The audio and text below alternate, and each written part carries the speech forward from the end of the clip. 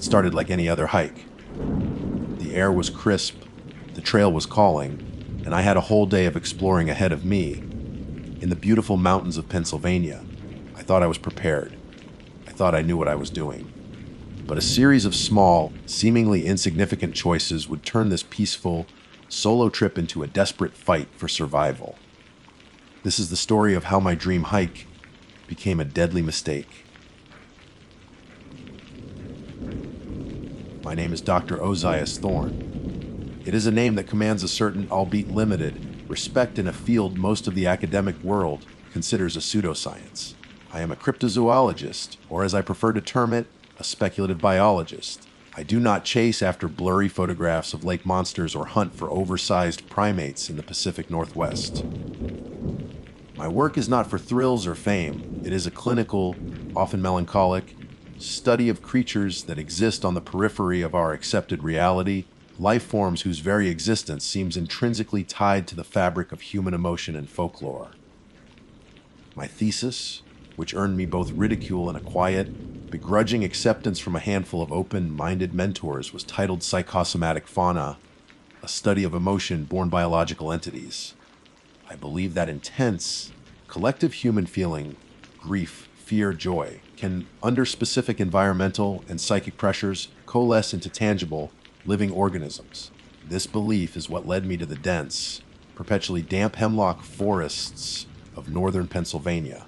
My research had brought me here in pursuit of a creature that is, perhaps, the ultimate embodiment of my theories, the squunks, Lacrima corpus dissolvens. The legends are as sorrowful as they are strange.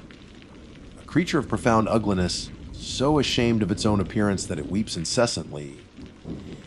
Its skin is ill-fitting, covered in warts and blemishes, and it is said that should it be cornered or its reflection glimpsed, it can dissolve completely into a pool of its own tears. A creature literally undone by its own sorrow. While my colleagues might seek to trap such an animal, to prove its existence to a skeptical world, my objective was different. I did not want a specimen in a cage. I wanted to understand. I wanted to look upon the face of absolute despair and see if it looked back. My preparations were meticulous. I spent weeks poring over geological surveys and forestry maps, cross-referencing them with the scant historical accounts of squunk sightings, most of which were dismissed as the ramblings of loggers or drunken hunters from the late 19th century. I pinpointed a region in Sullivan County, a vast, remote wilderness where the hemlock trees grow so thick they create a perpetual twilight on the forest floor, even at high noon. The air there, I had read, is heavy with the scent of pine and decay, and a profound silence reigns, broken only by the dripping of moisture from the canopy. It was, I theorized, the perfect environment for a creature of such legendary sadness to thrive, hidden from the prying eyes of the world. I arrived in early October, when the chill of autumn was beginning to bite and the forest was a riot of decaying color. I established a base camp a few miles from my primary search grid. A small, sturdy tent, scientific equipment carefully laid out on a folding table, and enough supplies for 2 weeks of solitude. My equipment wasn't for capture. I had parabolic microphones to detect faint acoustics, an air quality sampler to test for unusual chemical signatures, and thermal imagers modified to detect subtle, ambient temperature drops, as intense emotional energy often manifests as a cold spot. The first 3 days were uneventful, a study in patience and methodology. I walked my grid lines, taking readings, collecting soil samples, and making notes. The forest was exactly as described, oppressive and beautiful in equal measure. The silence was unnerving. It wasn't the absence of sound, but an active, heavy presence that seemed to swallow noise. My footsteps on the damp earth felt intrusive, my own breathing an unwelcome interruption. The hemlocks with their drooping tier, like branches, seemed to mourn the dying light. It was easy to see how a place like this could birth such a sorrowful legend. On the 4th day, I found the first sign. It was not a footprint or a broken twig. As I was examining a patch of moss near a stagnant, Blackwater Creek, I noticed a strange crystalline residue on the leaves of a fern. It glittered faintly in the gloom. I knelt, carefully scraping a sample into a vial. It was salt, but the chemical composition, when I ran a preliminary test back at camp, was bizarre. It contained a high concentration of cortisol and other stress-related hormones far beyond what any known animal could produce in its tears. It was as if the very essence of anxiety had been distilled and crystallized onto the plant. My heart, a steady, clinical muscle, began to beat a little faster. This was not folklore. This was data. The following day, I pushed deeper into the forest, following the creek bed where I'd found the sample. The feeling of being watched, a common psychological trick of the isolated mind, became a near constant companion. But this was different. It didn't feel predatory. It felt shy. It felt like the gaze of something that desperately did not want to be seen.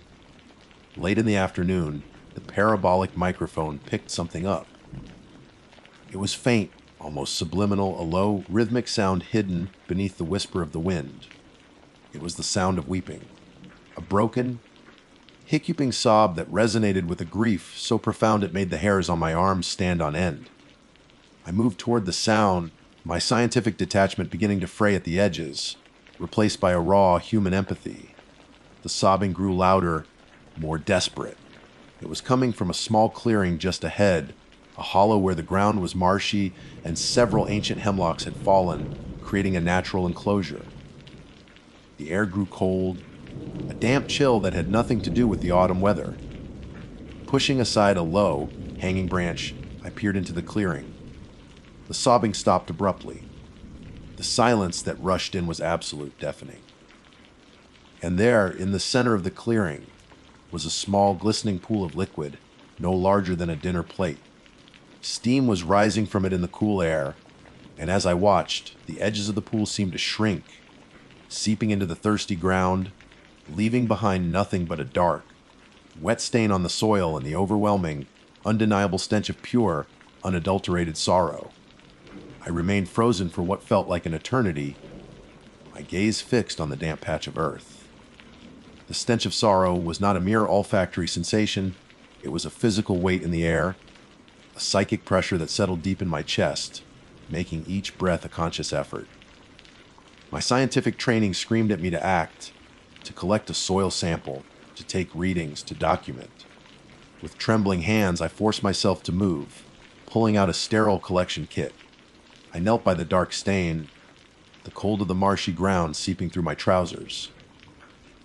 As I scraped the saturated earth into a container, the feeling was not of soil and water, but of intruding upon a sacred, private grief. The silence of the clearing was no longer passive, it was accusatory. The walk back to my camp was a journey through a transformed landscape. The forest had shed its melancholic beauty, and now wore a veil of palpable hostility. Every shadow seemed to coalesce into a hunched, weeping form just at the edge of my vision. The gentle dripping of water from the hemlock branches now sounded like the steady, relentless patter of tears. The feeling of being watched had intensified, twisting from a shy curiosity into a resentful glare. I felt like a trespasser who had stumbled upon a scene of profound intimacy and, by observing, had desecrated it. My presence was an unforgivable intrusion. When I finally saw the muted colors of my tent through the gloom, a wave of relief washed over me, only to be instantly replaced by a sharp, cold spike of unease. Something was wrong. From a distance, nothing seemed out of place, but as I drew closer, the subtle dislocations became apparent. The zipper on my tent, which I had left closed to the bottom, was now halfway up, a specimen bag containing a harmless sample of moss from the day before it had been moved from my folding table to the ground. There were no tracks, no signs of a bear or any other large animal. There was only a small, damp patch near the base of the tent, already beginning to dry, carrying that same faint, heartbreaking scent. My relief curdled into a specific, cold dread. This was not a random animal encounter. The creature, the skunk, had been here. It had investigated my temporary home. The thought was paralyzing. This was no longer a passive subject of study. It was aware of me. It was interacting with my environment. My role as an objective observer had been irrevocably compromised. I was now part of the experiment, an unwanted variable in an equation of pure despair.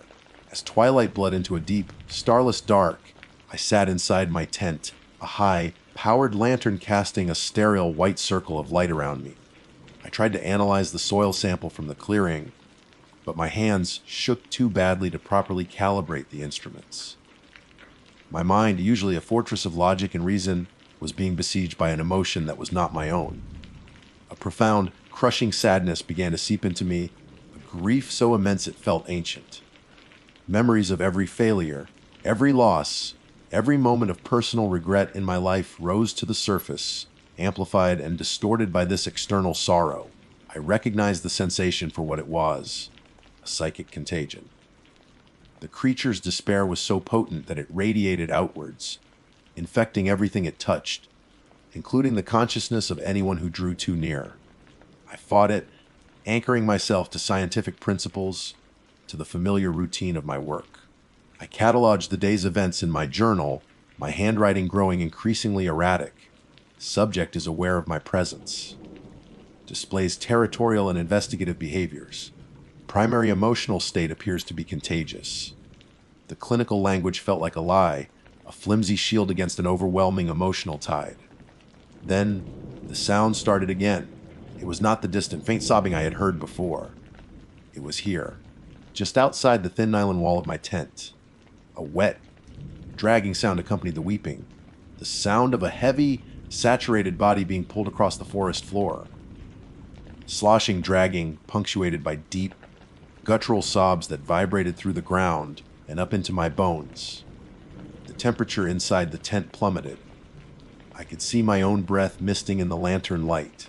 The thermal imager, which I had left running, began to emit a frantic series of beeps, its screen displaying a large, amorphous cold spot moving just beyond the fabric. My scientific curiosity was gone, vaporized and replaced by a primal animal fear.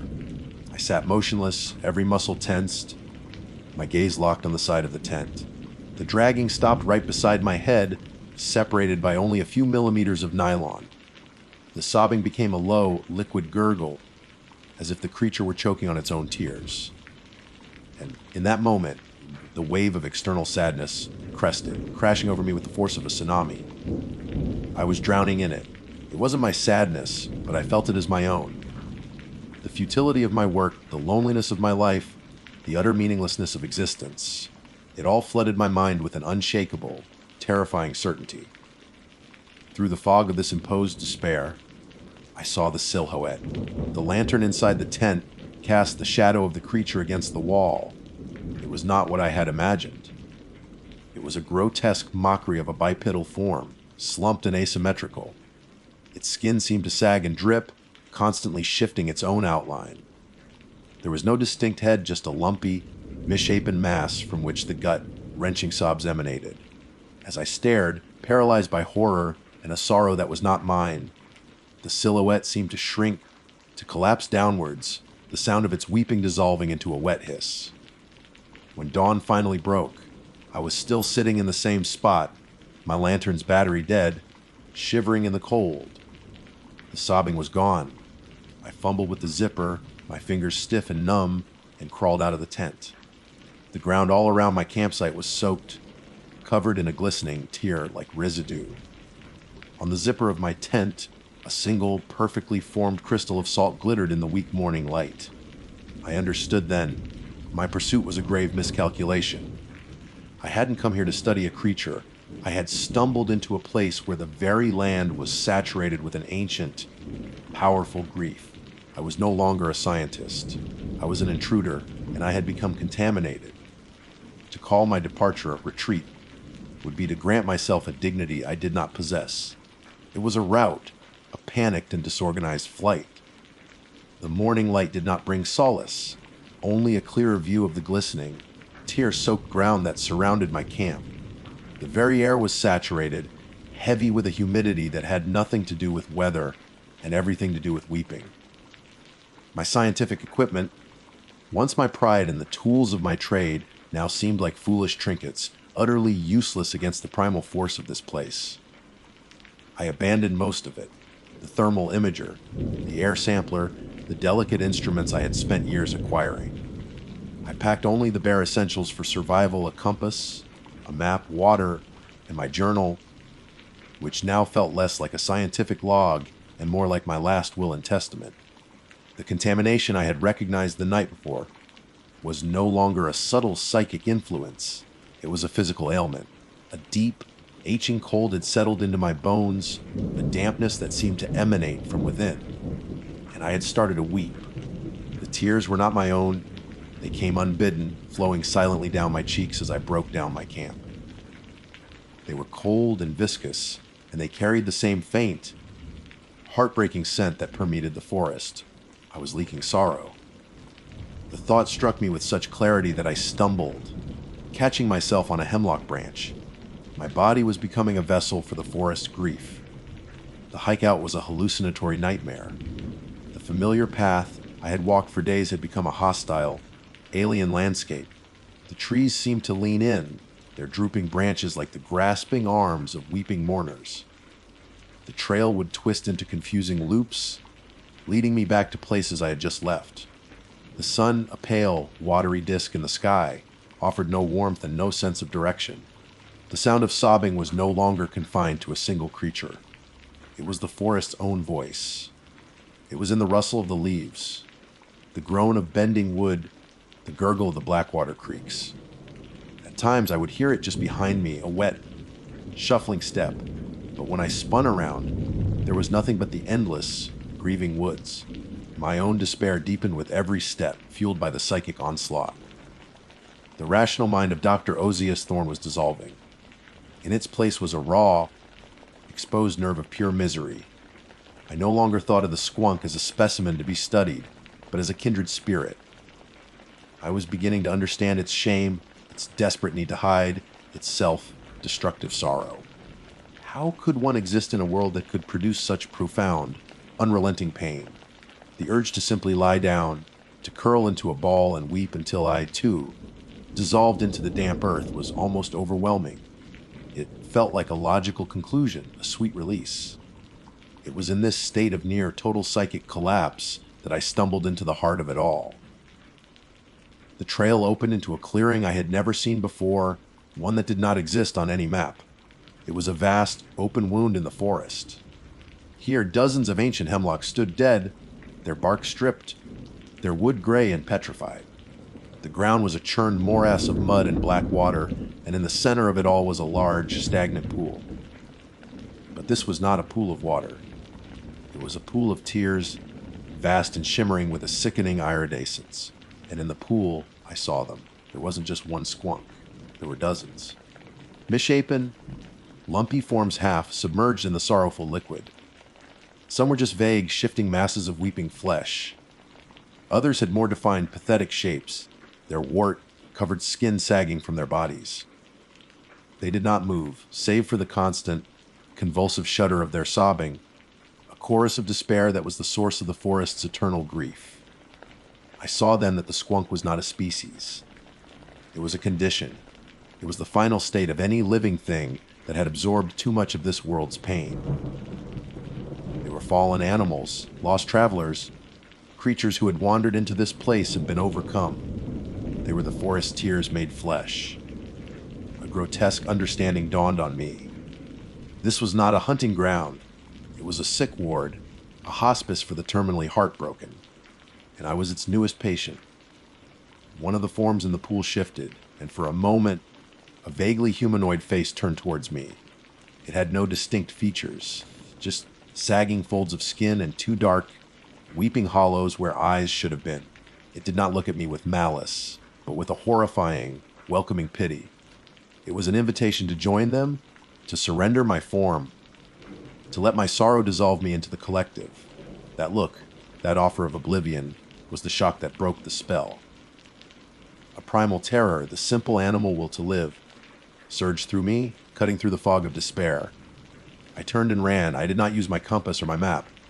I ran blindly, fueled by pure adrenaline, away from the weeping, away from the pool, away from my own reflection in those sorrowful, hollow eyes.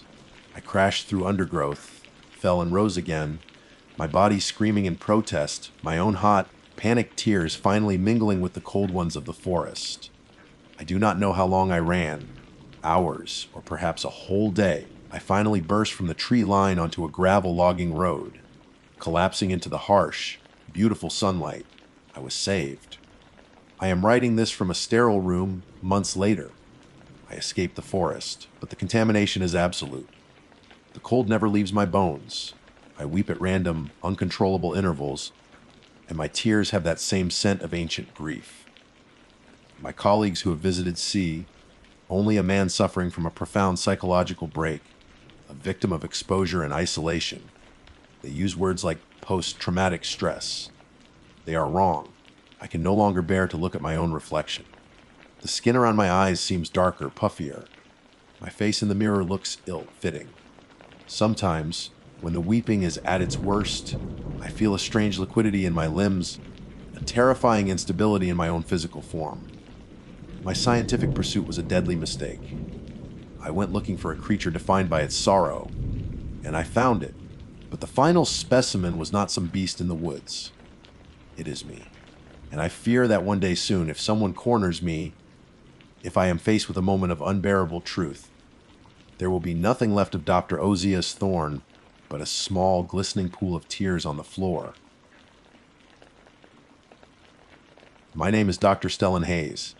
While my university biography lists me as a folklorist specializing in American mythological constructs, I have always preferred a more candid title, skeptical investigator. My work involves dissecting legends, deconstructing myths, and finding the very rational, very human origins of the monsters that haunt our collective subconscious. I deal in misidentification, mass hysteria, and the simple, powerful pull of a good story. I do not, as a rule, deal in actual monsters. That is why the whispers from the rural outskirts of Clinton County, Pennsylvania, were so compelling. They spoke of a creature called the Jewoggle, a name that sounded almost comical until you heard the descriptions. It was a beast, they said, that walked like a man but had the head of a wolf, with hands that ended in razor-sharp claws and feet shut in hooves like a goat. The legend was specific, rooted in local history. Witches, they claimed, had conjured the beast from the dark woods of Keating Mountain back in the 1870s, a living curse to unleash upon their enemies. It was a fascinating, if archetypal, piece of folklore, and a perfect subject for my next paper. My intention was to spend a week, perhaps two, interviewing the locals, tracing the story to its source. Likely a dispute between settlers or a tall tale spun around a campfire, and debunking the recent panic. I arrived in the small, unincorporated town of Keating on a dreary Tuesday afternoon. The air was thick with the smell of damp earth and wood smoke, and a persistent drizzle slicked the single paved road running through its center. It was the kind of place where everyone knew everyone, and a new face was an event. My presence, with my city car and academic demeanor, was met with a mixture of curiosity and deep-seated suspicion.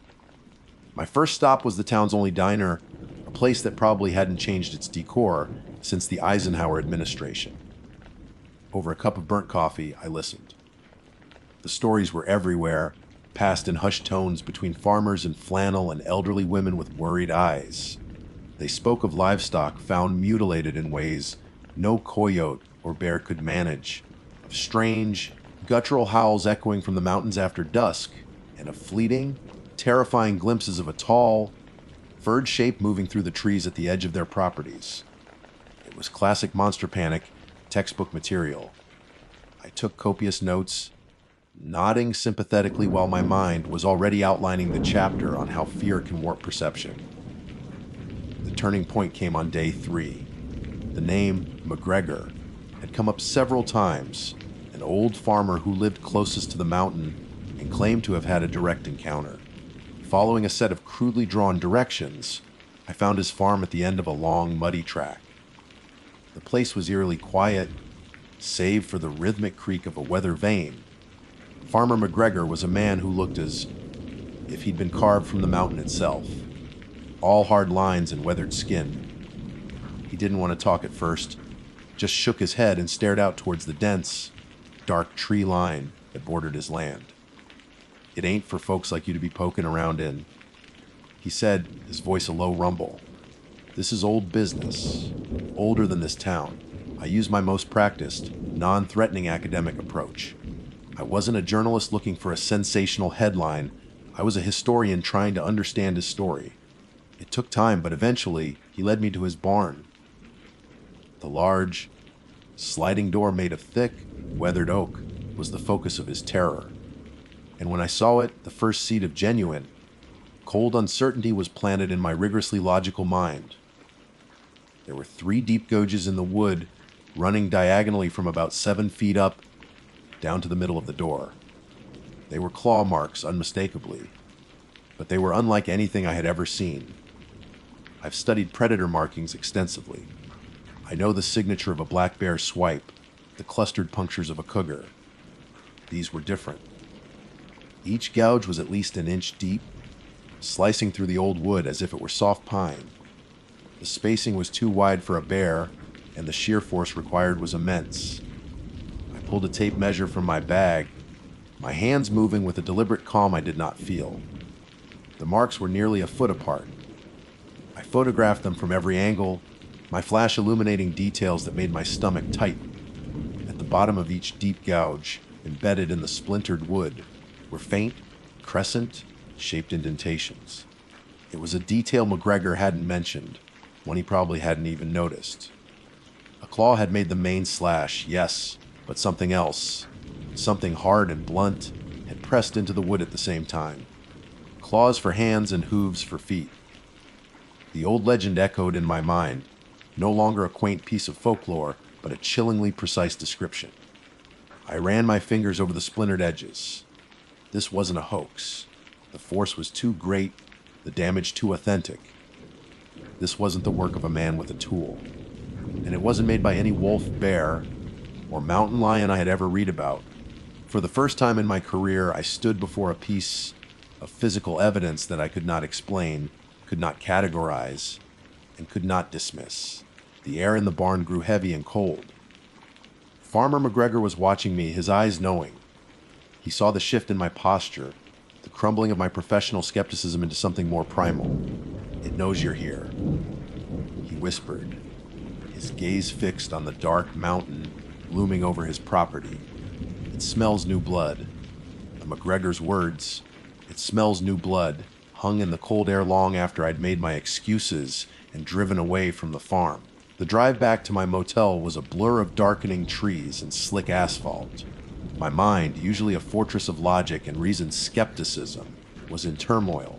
I kept seeing the gouges in the oak door, the impossible depth, the unnatural spacing, and the faint, damning crescent marks. Claws and hooves. It was absurd. A biological contradiction. Yet the evidence was there, splintered into the wood. Back in the sterile quiet of my room, I spread my research across the cheap laminate desk. Photos, notes, historical maps, and printouts of zoological articles. I tried to force the pieces into a rational puzzle. Could it be a bear with a genetic mutation causing elongated claws, unlikely to produce such clean, deep cuts? A prankster with a custom-built tool. The force required, the height of the marks, the sheer malice of it. It didn't feel like a prank.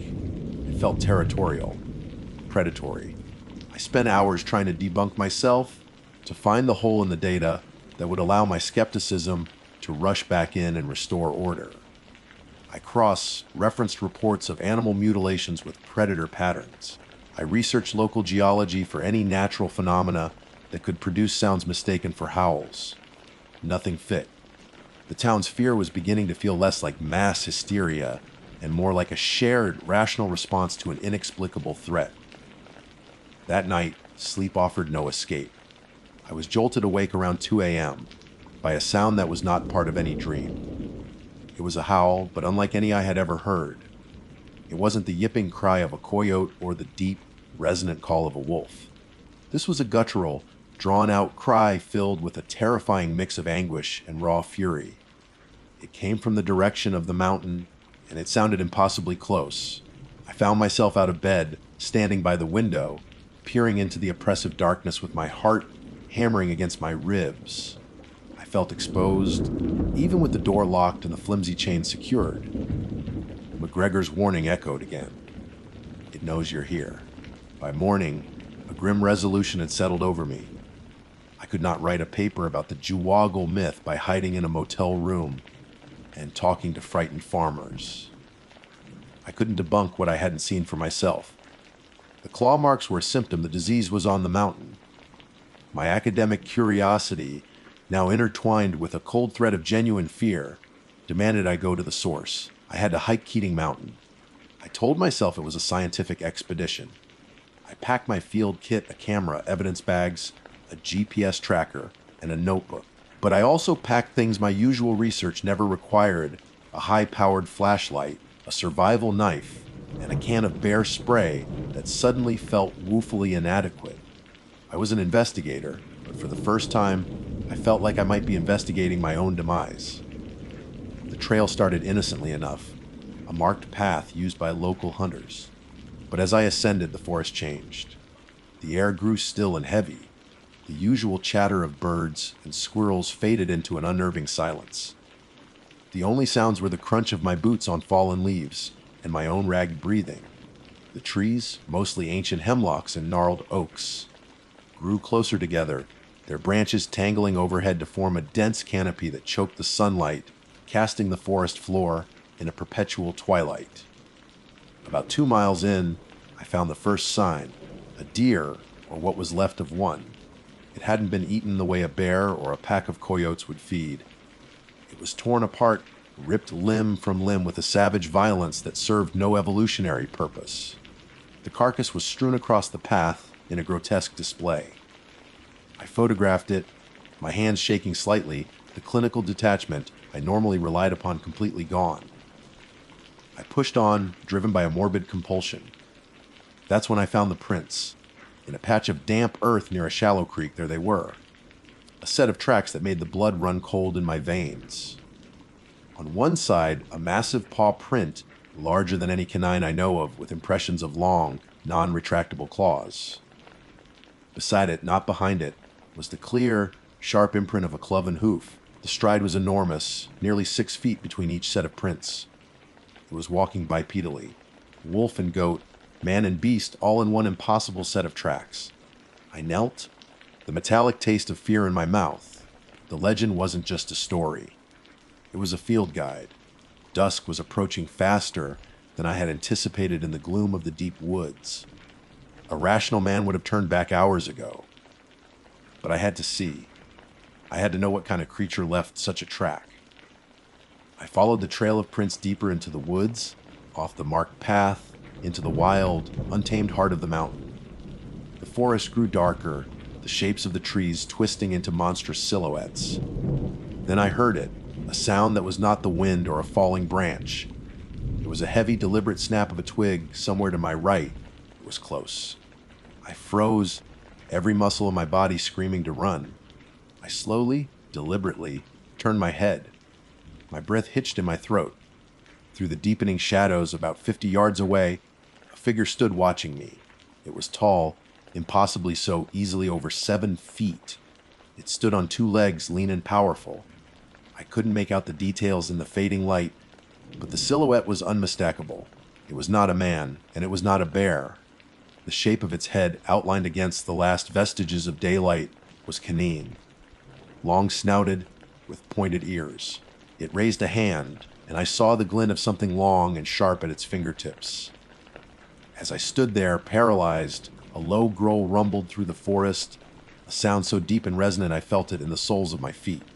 It was a sound of pure, intelligent hatred. Then, it took a deliberate, crunching step towards me.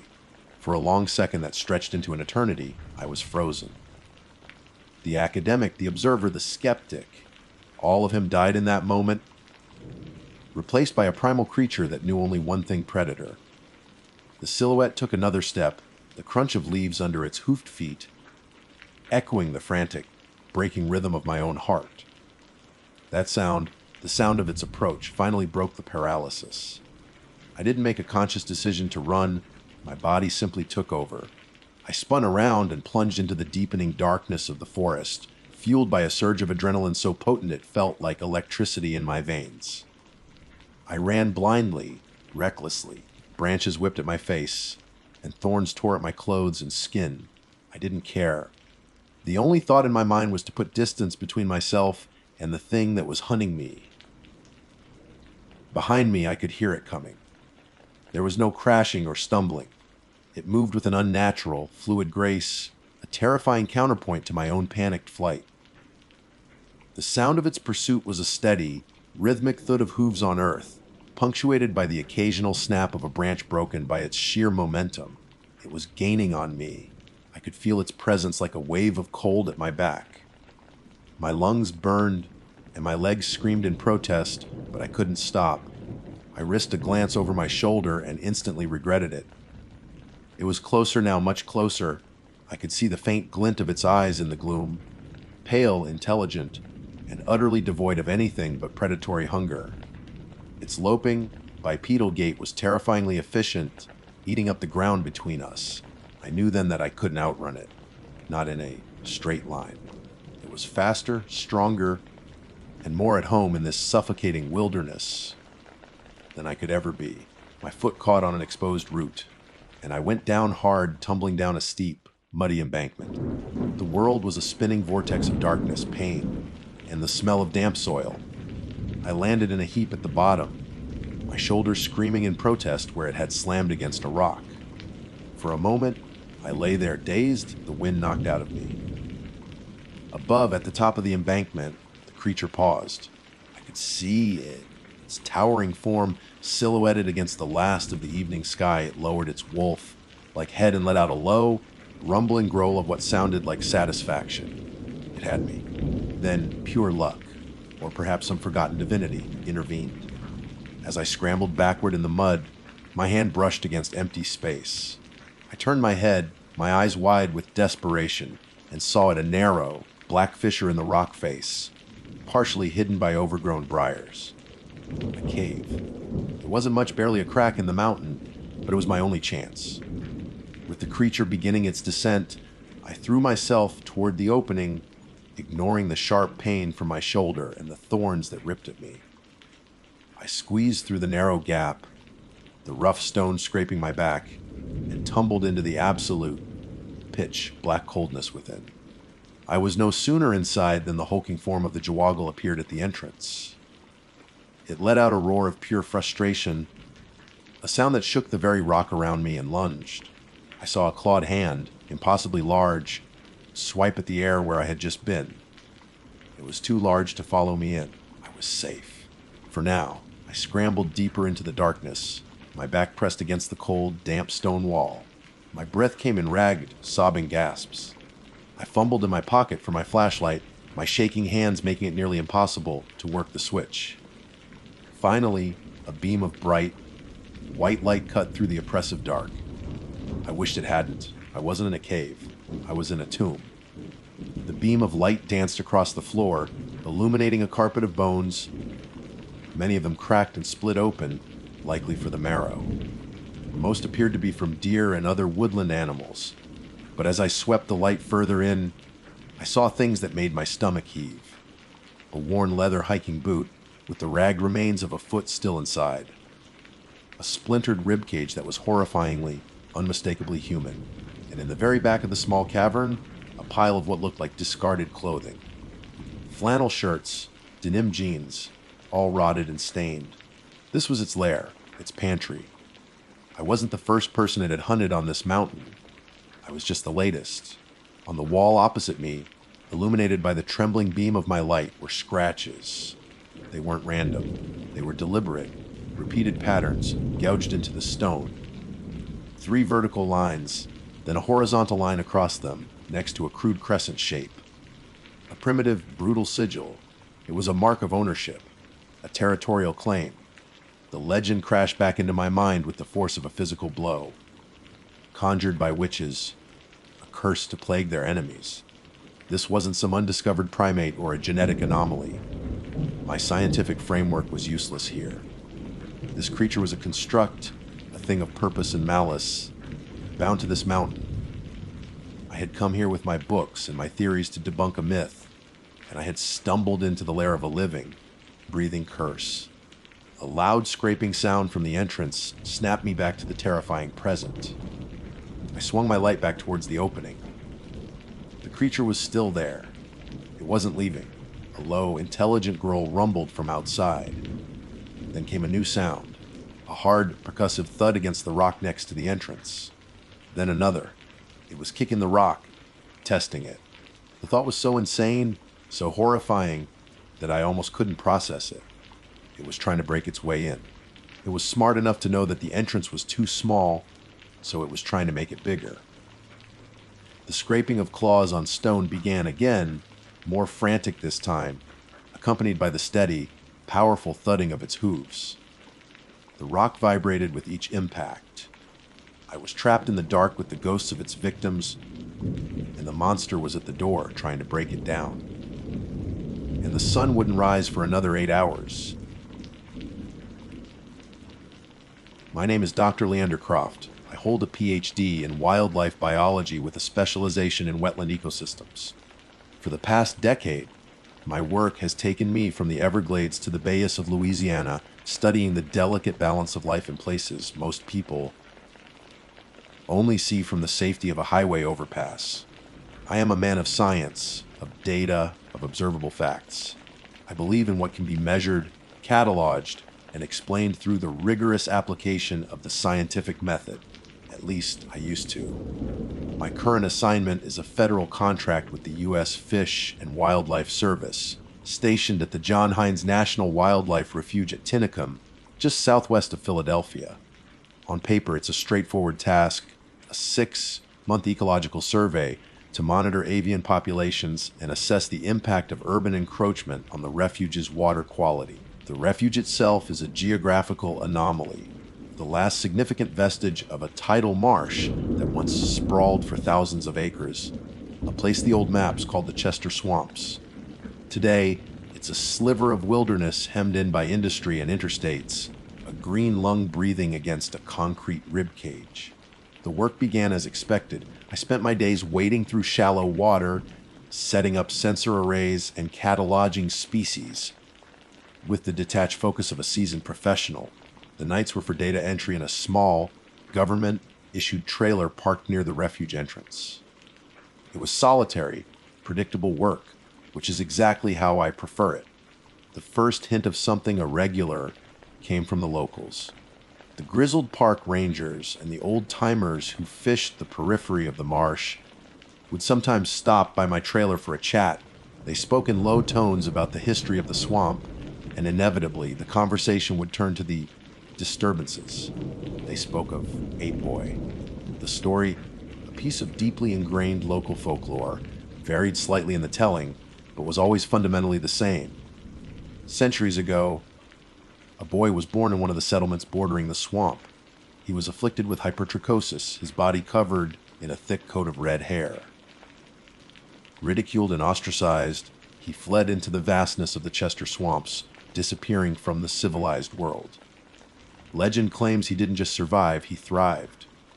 The swamp became his domain, and he, its protector. He grew to a monstrous size, more ape than man, fiercely territorial and resentful of any who trespassed on his dwindling home. I dismissed it, of course. I logged it in my personal journal as local color, a fascinating but scientifically irrelevant piece of cultural anthropology. Every isolated community has its boogeymen, a story to explain the bumps in the night. Then my equipment started getting damaged. A solar-powered water quality sensor I had painstakingly installed in a remote section of the marsh was first. I found it wrenched from its mounting post with incredible force. The stainless steel casing was bent, the internal components shattered. A black bear, perhaps a large one, was my official conclusion, though I privately harbored doubts. A bear would have left claw and tooth marks. This was more like a raw, blunt force trauma. A week later, 2 of my infrared trail cameras were destroyed. They weren't just knocked over. The memory cards had been physically removed and were gone, and the sturdy, weatherproof housings were crushed as if squeezed in a vise. The cost of the equipment was frustrating, but the nature of the destruction was what truly bothered me. It felt deliberate, purposeful. It was while investigating the site of the second destroyed camera that I found the fur. A thick tuft of coarse, reddish-brown hair snagged on a shard of the broken plastic casing. My pulse quickened. It wasn't deer, it wasn't bear, and it certainly wasn't coyote. The texture was wrong, the length and thickness inconsistent with any native mammal I knew. Under the lens of my field microscope back at the trailer, the structure was unnervingly primate. Like, I sealed it in an evidence bag, my mind racing through a Rolodex of rational explanations, each one more unlikely than the last. The true turning point came last night. I was out late, recalibrating a set of acoustic sensors designed to record nocturnal bird calls. The air was thick and still, the drone of the distant interstate a faint hum beneath the chirping of crickets and the deep croak of bullfrogs.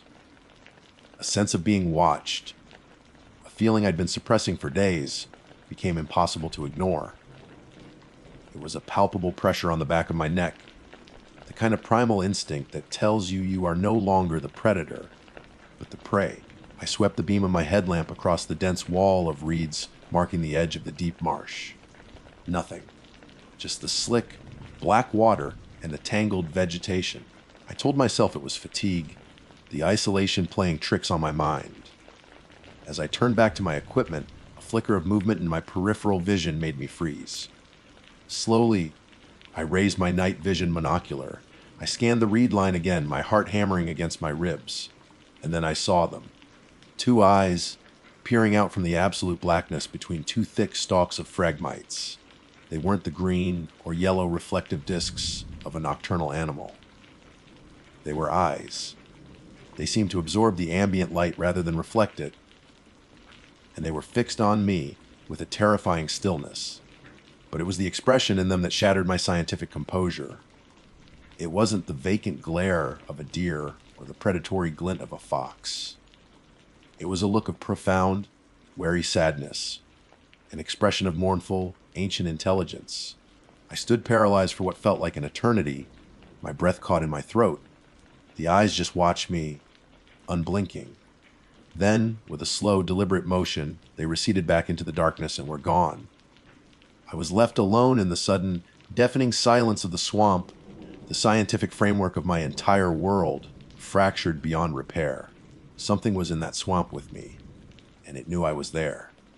Sleep did not come that night. The image of those eyes, not just seen, but felt, was burned onto the back of my eyelids.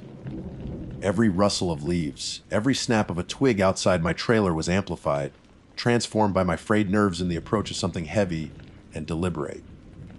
My scientific mind, my lifelong sanctuary of logic and reason, was in a state of civil war.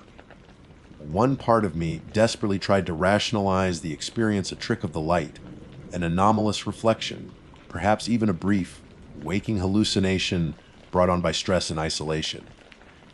But the other part, the ancient, primate part of my brain that understands fear on a cellular level, knew without a doubt that what I had seen was real.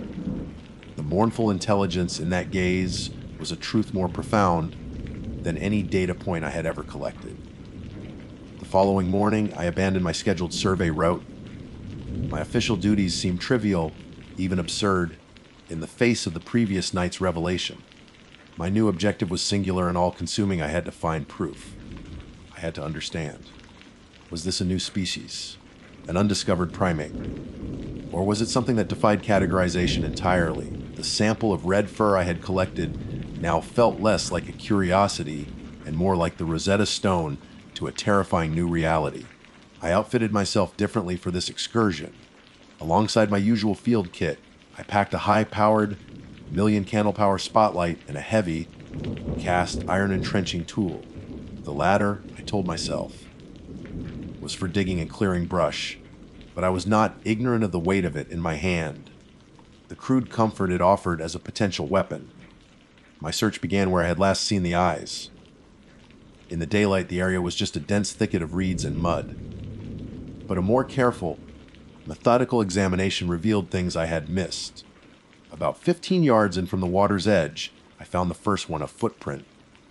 It was massive, easily half again as long as my own size 12 boot and broader.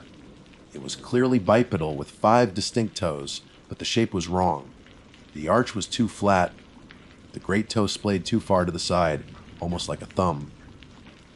It was an ape's foot, but no ape of that size should exist in North America, let alone in a swamp outside Philadelphia. The ground was soft, and I found a trail of them, each print pressed deep into the mud, suggesting immense weight. They led me away from the open water and deeper into the refuge, into a part of the marsh I had previously deemed impassable. The air grew stiller, the light dimmer under the dense canopy of swamp maples and tupelos. The trail led to a small, slightly elevated island of solid ground, a hidden knoll deep within the wetland, and there I found its lair. It was not a cave or a den, but a structure. Woven from fallen branches, thick vines, and packed mud was a large, dome-shaped shelter, almost like a massive, primitive hut. The construction was crude but effective, a testament to a powerful and patient builder. The opening was a low, dark maw that seemed to exhale a musky, animal scent, a rank combination of wet fur, damp earth, and something else, something vaguely familiar and deeply unsettling. My heart was a frantic drum against my ribs, but my scientific curiosity overrode my fear. I had to see inside. With the entrenching tool held before me, I crouched down and peered into the darkness. The interior was surprisingly spacious. The floor was covered with a thick bedding of dried grasses and leaves, but it was the objects in the corner that made my blood run cold.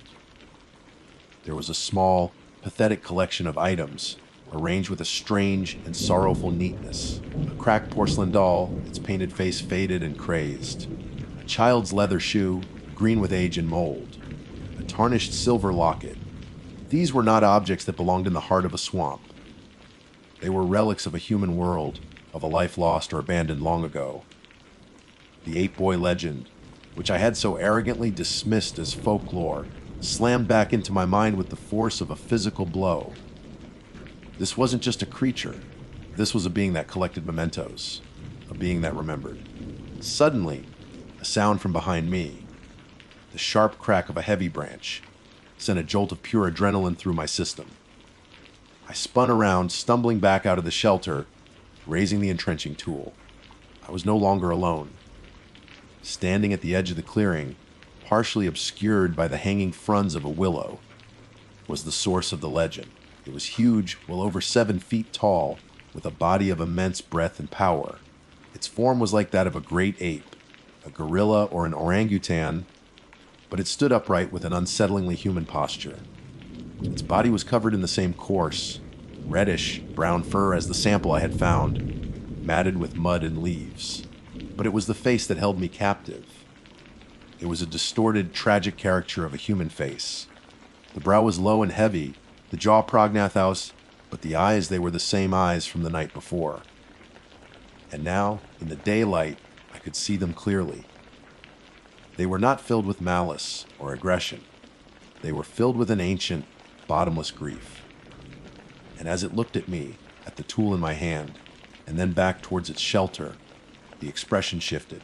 The sadness was now mixed with something else, a look of profound, wary betrayal. It raised a massive, long-fingered hand, not in a threat, but in a gesture that seemed almost pleading.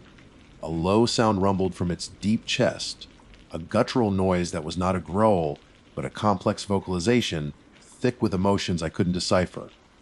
It took a single, heavy step towards me. And in that moment, my courage, my scientific curiosity, all of it evaporated, replaced by a singular, overwhelming instinct flight.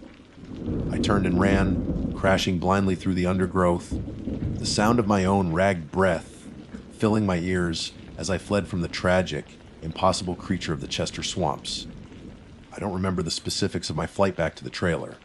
It was a blur of primal terror, of thorns tearing at my clothes, and mud sucking at my boots. I ran with a singular, blinding purpose to put as much distance as possible between myself and those sorrowful, ancient eyes. The entrenching tool was gone, lost somewhere in the swamp, abandoned in my desperate scramble for safety. By the time I slammed the flimsy door of my trailer shut and threw the bolt, I was gasping for air, covered in scratches and trembling uncontrollably. I collapsed onto the floor, my back against the door, my scientific mind in ruins. The carefully constructed edifice of my life, built on a foundation of facts, data, and repeatable observations, had been demolished in a single afternoon. In its place was a gaping chasm of impossibility. I had come face to face with a legend, a ghost woven from local folklore and swamp mist. And the ghost was real. My first instinct, born of years of professional training, was to report it. I reached for my satellite phone, my fingers hovering over the keypad. Who would I even call? The Fish and Wildlife Service. The police. I imagined the conversation, the disbelief turning to ridicule. Dr. Croft, are you saying you discovered a 7-foot-tall, red-haired ape man living in the Tinicum Marsh? My career would be over. I would become a laughingstock, a cautionary tale whispered at scientific conferences. But as my panic slowly subsided, a different, more profound feeling began to take its place: shame. I saw the scene again in my mind's eye. Me, standing there with a makeshift weapon. The creature raising its hand not in aggression, but in a gesture of pleading. And its eyes, the look of betrayal in those eyes as I violated the sanctity of its home. I had not been a scientist discovering a new species. I had been a home invader, a trespasser. The collection of trinkets in its shelter, the doll, the shoe, the locket, haunted me. They were not trophies of a predator. They were the treasures of a lonely soul, clinging to the last vestiges of a world that had cast it out. This being, whatever it was, wasn't a monster. It was a refugee, a survivor of immense tragedy, living a solitary existence in the last remnant of its ancestral home. The legend was not a horror story. It was the biography of a victim. To report my finding would be to sign its death warrant. The world I came from would not see a creature of sad intelligence. They would see a freak, a monster, a prize to be captured. It would be hunted, tranquilized, and thrown in a cage, a spectacle for the public and a specimen for the labs. Its home would be destroyed, its solitude shattered forever. Dr. Leander Croft would be responsible for the final, ultimate act of cruelty in its long, tragic life. I couldn't do it. My duty as a scientist was to observe and report, but my responsibility as a human being, as the only human being who knew the truth, was to protect it. That night, I began the cover-up. It was a betrayal of everything I had ever stood for professionally, and yet it felt like the most morally correct thing I had ever done. I took the evidence bag containing the red fur and burned it in a small metal basin until nothing but ash remained. I formatted the memory card from my camera, deleting the photos I had taken of the footprints. I spent hours fabricating data for my survey, creating plausible, if uninspired, readings for the areas of the swamp I now knew I could never return to. In my official log, I attributed all equipment damage to a particularly aggressive and unusually large black bear, recommending the area be marked as hazardous for future researchers. I was systematically erasing my own discovery, burying a truth too fragile for the world. My 6-month assignment was cut short.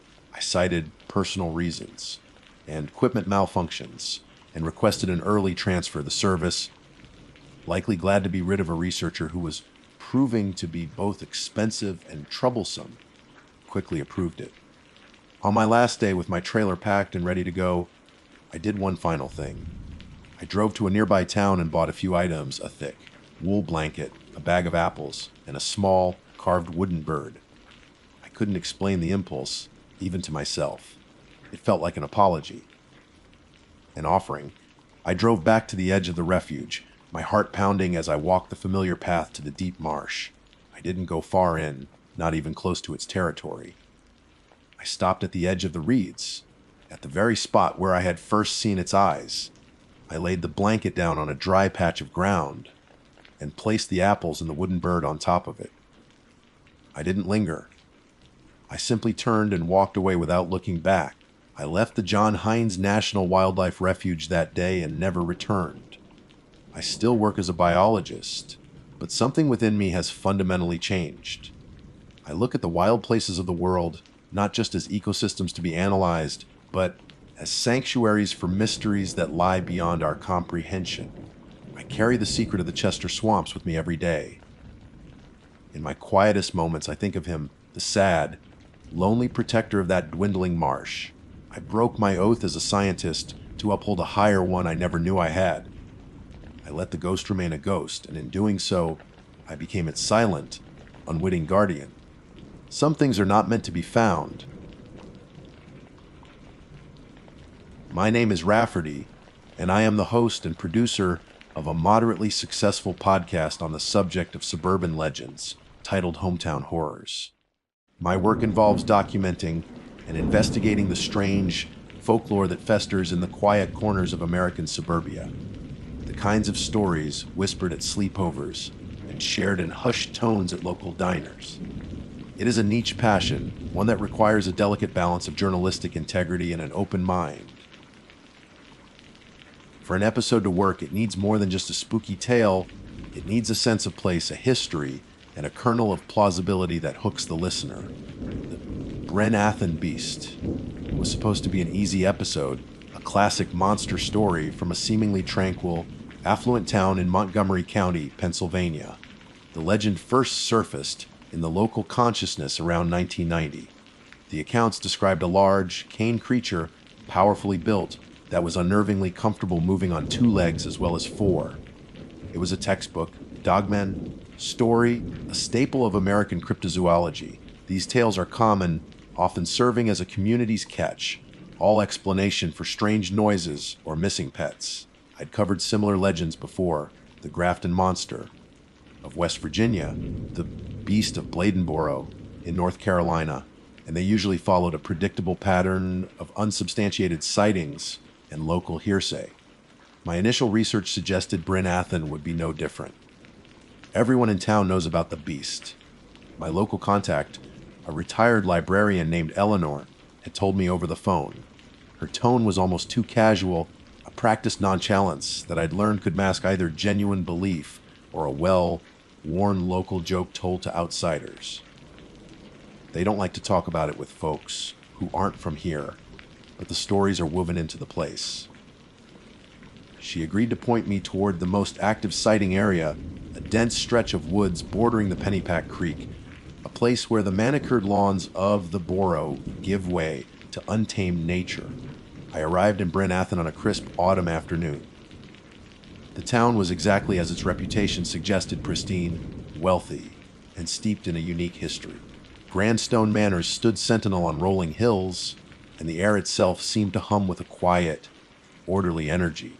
It was the kind of place where violent crime felt like a statistical impossibility, let alone a cryptid monster hunt. The juxtaposition was perfect for the podcast. The greater the peace, the more profound the terror when it is broken. I parked my van near the entrance to the Pennypack Trail, a well-maintained path that snaked along the creek. My plan was to hike a mile or so and find a secluded spot and set up my recording equipment as dusk settled. I wasn't an amateur ghost hunter with a night vision camera and a flair for the dramatic. I was a documentarian. My gear consisted of a high-fidelity digital recorder, a shotgun microphone for directional sound, and a sensitive parabolic microphone capable of capturing distant minute noises. I wasn't expecting to record a monster. I was expecting to record the atmosphere of the legend. The rustling leaves, the distant call of an owl, the unsettling silence of a forest at night. These sounds, interwoven with my narration and interviews, would be the heart of the episode. The woods were beautiful, painted in the fiery oranges and deep reds of late October. The sunlight slanted through the canopy, illuminating a carpet of fallen leaves. For the first hour, my hike was peaceful. I saw joggers, families walking their dogs, and a few birdwatchers. The path was wide and clear. But as I ventured further, following a less traveled tributary that led deeper into the woods Eleanor had described, the curated parkland began to disappear. The trail narrowed, then vanished, leaving me to navigate through thick underbrush and ancient, gnarled trees. The sounds of civilization faded behind me, replaced by the whispering of the wind and the gentle burble of the creek. It was here that I found the first anomaly, a deer carcass lying in a small clearing. This wasn't entirely unusual, but the way it had been killed was. It wasn't the work of coyotes or a black bear. The animal's ribcage was shattered, splintered outwards as if from a massive, crushing impact. There were no bite marks I could identify, no signs of it being dragged. It looked as if something had simply swatted it out of the way with incredible force. I took a few photos, my pulse quickening slightly. It was probably a poacher or a vehicle collision, I reasoned, trying to fit the evidence into a logical box. I continued on, the setting sun casting long, distorted shadows that danced like specters at the edge of my vision. I found a suitable location in a small hollow, a natural amphitheater of trees that would offer excellent acoustics. I set up my tripod, mounted the parabolic dish, and connected it to my recorder. After running a few sound checks, I put on my headphones and began to listen. The forest was coming alive with the sounds of twilight. The chirping of crickets, the rustle of a small animal in the leaves, the hoot of a distant owl. I started my narration, my voice low and measured, describing the scene for my audience. I spoke of the town's history, the first sightings of the beast, the feeling of isolation as darkness gathered around me. I was so focused on my performance, on crafting the perfect narrative, that at first I didn't register the silence. It happened gradually, then all at once. The crickets stopped. The owl went quiet. The ambient noise of the forest floor ceased. It was a dead, profound silence, the kind that precedes a thunderstorm. The only sound was the gentle hum of my equipment and my own breathing, now shallow and loud in my ears. My instincts screamed that something was wrong. I slowly turned my head, scanning the oppressive darkness that now ringed my small pool of light from my headlamp. Then, the sound came through my headphones. It was low, a deep, resonant growl that vibrated through the microphone and into my skull. It wasn't the sound of a dog or a bear. It was too intelligent, too full of guttural malice. It was followed by the heavy snap of a thick branch, much too large for any native animal to break so easily. The sound was close, frighteningly close. I ripped the headphones off, my heart hammering against my ribs. The sound had been real. I hadn't imagined it. I fumbled for the gain knob on my recorder, my hands shaking, and hit playback. The growl echoed in the small speaker, a monstrous, tangible thing in the cold night air. It wasn't teenagers in a mask. It wasn't a local prank.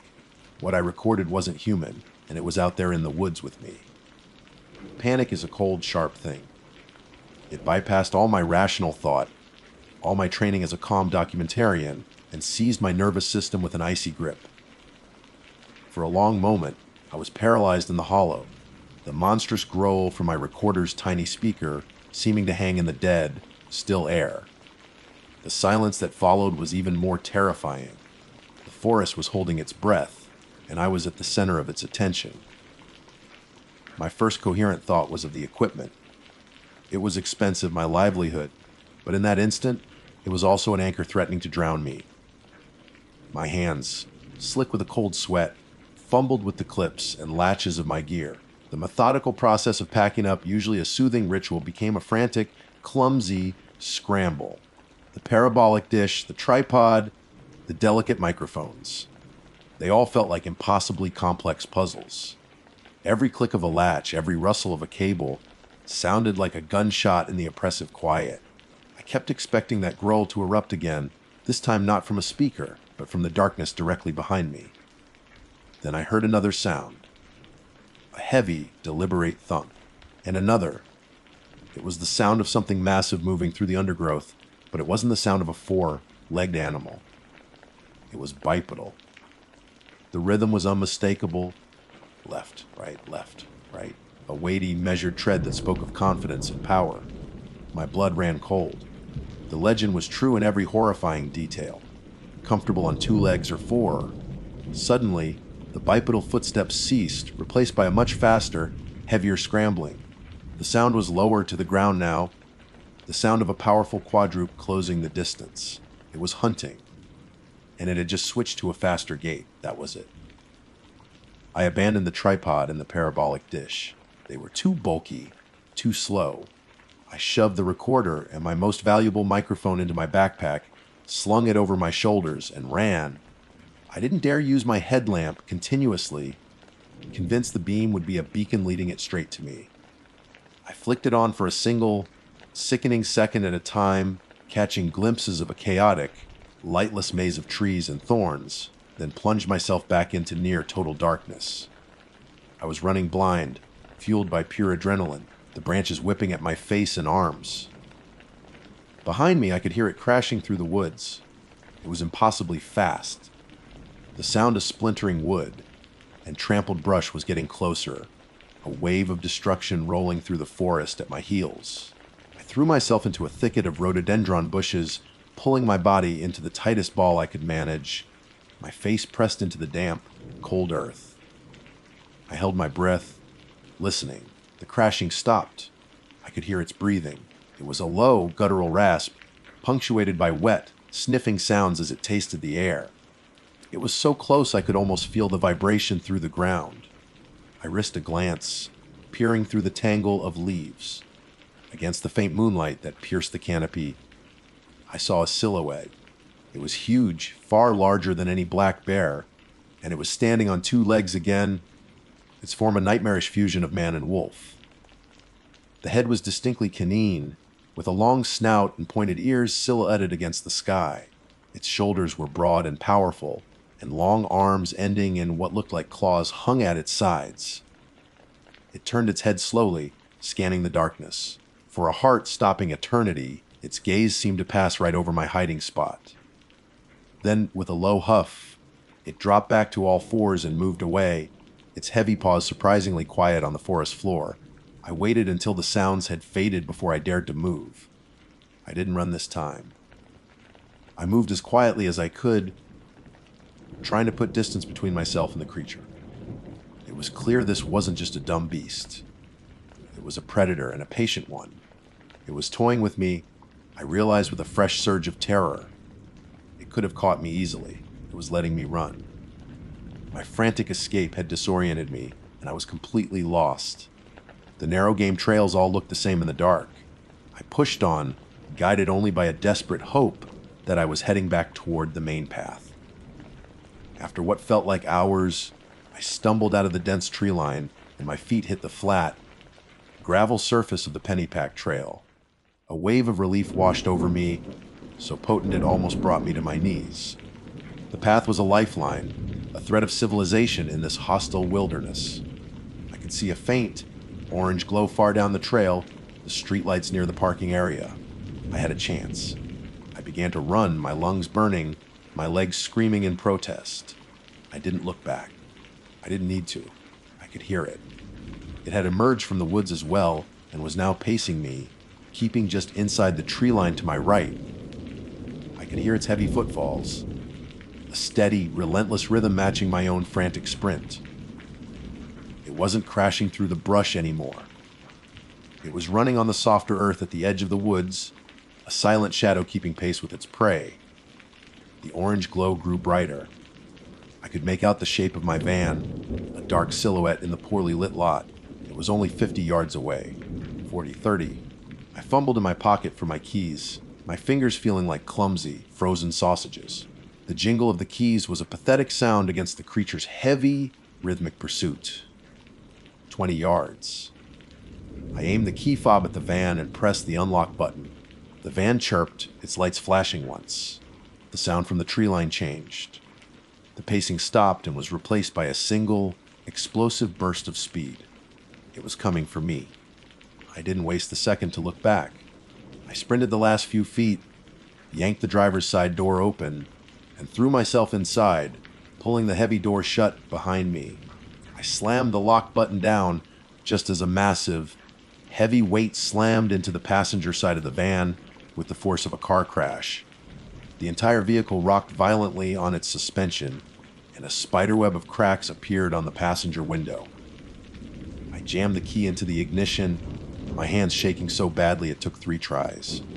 The engine roared to life. Through the ringing in my ears, I heard another sound. A high-pitched, scraping shriek of metal on metal. I risked a glance at the passenger's side mirror. A huge, dark shape filled the reflection, but it was the thing pressed against the window that made my heart stop. A hand, or a paw, covered in coarse, dark hair, with long, yellowed claws that were gouging deep furrows into the van's steel door as it scraped its way toward the handle. Time seemed to warp in the confines of the van. The screech of claws on metal was the only sound I could process over the frantic roar of the engine and the blood pounding in my ears. I didn't think. I acted. My foot slammed down on the accelerator, and I wrenched the steering wheel hard to the left. The tires screamed on the asphalt as the van lurched away from the tree line, tearing free from the creature's grasp. There was a hideous, rending sound as it was thrown clear. I didn't dare look in the rearview mirror. My focus was on the narrow exit of the parking lot. I sped through it, fishtailing onto the main road and flooring the accelerator. The van, normally a gentle giant, felt clumsy and slow, every second an eternity.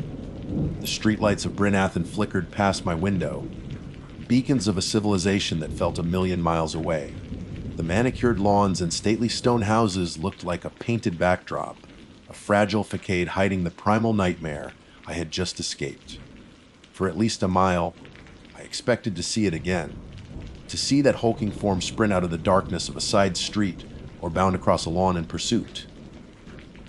But there was nothing, just the lonely road and the hum of my engine. I stayed on the main roads, driving without a destination, my knuckles white on the steering wheel. Only when the dense suburbs began to thin into the familiar glow of the interstate did my panic begin to subside, replaced by a deep, trembling shock. I pulled into the bright, sterile sanctuary of a 24-hour gas station, parking directly under a floodlight far from the darkened edges of the lot. For several minutes, I just sat there, the engine running, the air from the vents feeling cold on my sweat-drenched skin. My body shook with uncontrollable tremors. I unbuckled my seatbelt and, with a hesitation that felt like cowardice, I finally allowed myself to assess the damage. I got out of the van and walked around to the passenger side. It was worse than I could have imagined. 4 deep gouges were carved into the side of the van, starting from the window and tearing down across the door. The metal was peeled back like a tin can, revealing the insulation and wiring beneath. These weren't the marks of an animal. They were too precise, too powerful. The spiderweb cracks on the safety glass of the window radiated from a central point of impact, and embedded in the fractures were fragments of a long, yellowed claw. It had struck the window with enough force to shatter it, and its claw had broken off in the attempt. My stomach churned. I leaned against the cold side of the van, taking deep, rag breaths. This was real. This wasn't folklore or a campfire story. It was a living, breathing predator of immense strength and terrifying intelligence. It hadn't just attacked, it had hunted. It had stalked me, toyed with me, and then tried to rip its way into a locked vehicle to get to me. Returning to the driver's seat, I reached for my backpack. My hands were still shaking as I pulled out the digital recorder. The screen was intact. I rewound the track to the point where the forest had gone silent. I put in my earbuds, not wanting the attendant inside to overhear, and pressed play. First, the silence, thick and absolute. Then my own shaky narration, cut short. And then the growl, heard through the professional-grade earbuds. It was even more horrific. It was a complex sound layered with a low, rumbling threat and a higher-pitched, intelligent malice. It was the sound of a dominant predator establishing its territory. My territory. The recording was undeniable proof. I sat back, the leather of the seat cool against my neck. I had it. The perfect episode. The Bryn Athyn beast was no longer a suburban legend. I had evidence that would make it a global headline. I had the recording. I had the claw fragment in my window. I had the deep, vicious claw marks on my van. This was the kind of discovery paranormal investigators dream of. But as I sat there in the fluorescent glare of the gas station, a different feeling washed over me, colder and more profound than the fear. It was a sense of dreadful responsibility. Eleanor's words came back to me. Everyone in town knows about the beast. It wasn't a joke. It was a statement of fact, a quiet acknowledgement of a truth they lived with.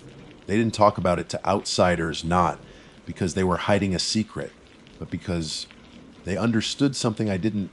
You don't provoke it. You leave it alone. Its territory is its own.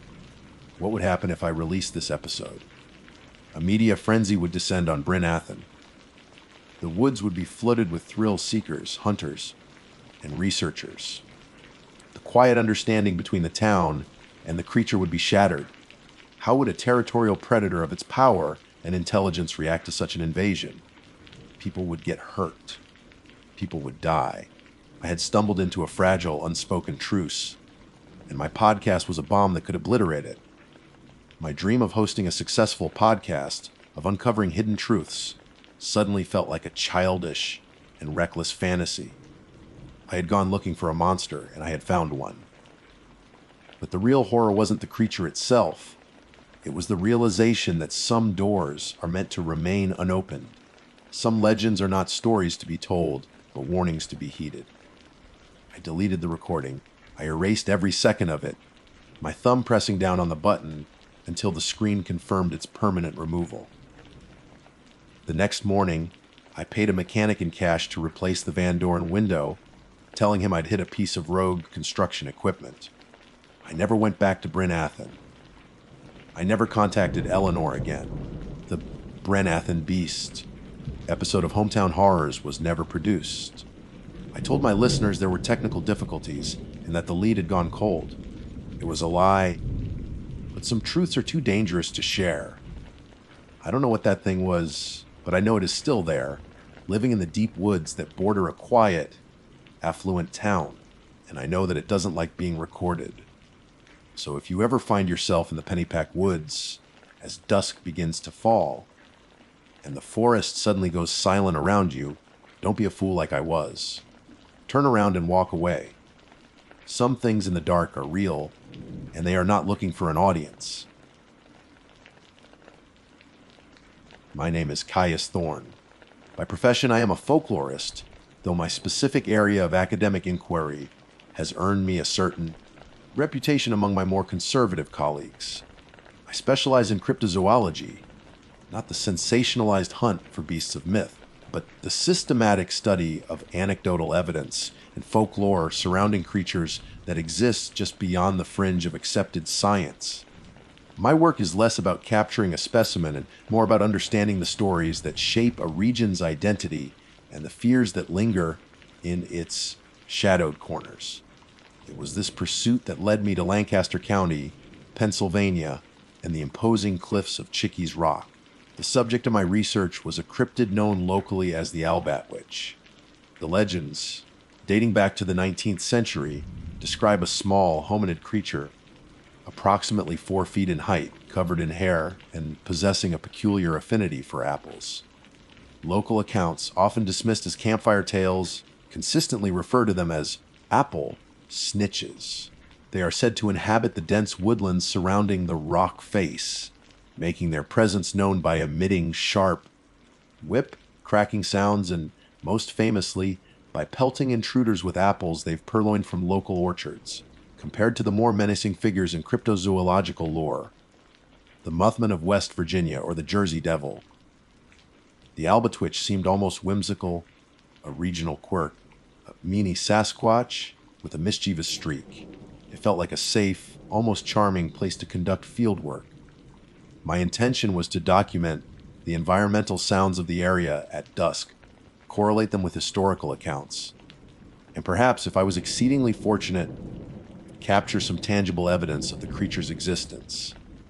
I arrived at the base of the massive quartzite outcrop in the late afternoon. The Susquehanna River flowed wide and placid below, a silver ribbon in the fading light.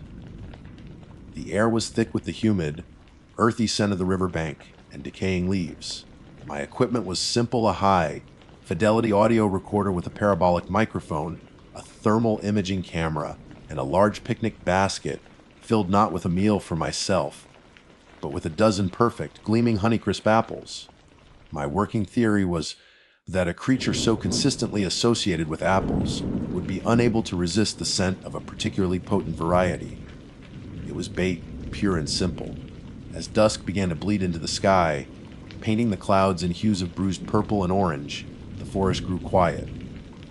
The chorus of daytime bird song ceased, replaced by the chirping of crickets and the deep, resonant croak of bullfrogs from the river's edge. I set up my recorder, aiming the microphone towards the dense canopy of the trees clinging to the rock face above me, and settled onto a fallen log to wait. The silence was profound, broken only by the gentle lapping of the river. It was a peaceful, meditative state that I often found myself in during these expeditions. A feeling of being the sole observer in a world that was slowly waking up to the night. That peace was broken by a small, insignificant sound. A soft thump in the leaf litter a few feet away. My eyes snapped to the spot. There, nestled amongst the damp brown leaves, was the core of an apple. It was freshly eaten, the flesh still white and moist. I hadn't eaten anything. I scanned the branches above me, my heart beginning to beat a little faster. The trees were still, their leaves unmoving in the windless air. There was no one else here. The park was officially closed after sunset, and I hadn't seen another soul for hours. A thrill cold and sharp went through me. This was it. The academic calm I prided myself on was instantly replaced by the raw excitement of discovery. I adjusted the microphone, straining to catch any sound. Minutes stretched into what felt like an hour. The last vestiges of light vanished, and the world was rendered in the monochrome palette of the rising moon. And then I heard it, a sharp, piercing crack that echoed from the rocks above. It sounded exactly as the legends described, like a bullwhip being snapped with vicious force. It wasn't the sound of a breaking branch, which has a duller, more wooden report. This was clean, fast, and unnervingly close. I froze, holding my breath.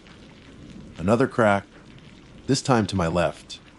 It was as if something was circling me from the darkness of the trees, staying just out of sight. I reached for my thermal camera, my hands fumbling slightly.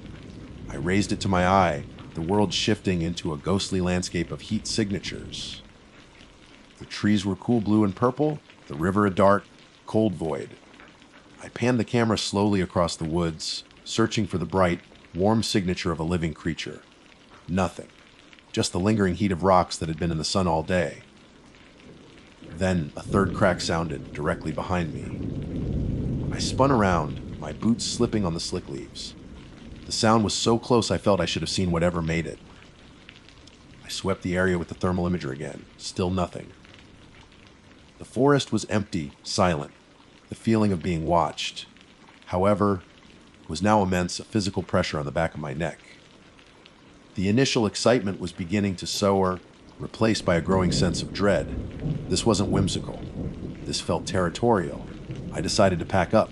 My scientific curiosity was rapidly being outweighed by a primal instinct for self-preservation. This felt less like an observation and more like a warning. I began placing my equipment back into my bag, my movements quick and deliberate. It was then that I noticed my picnic basket.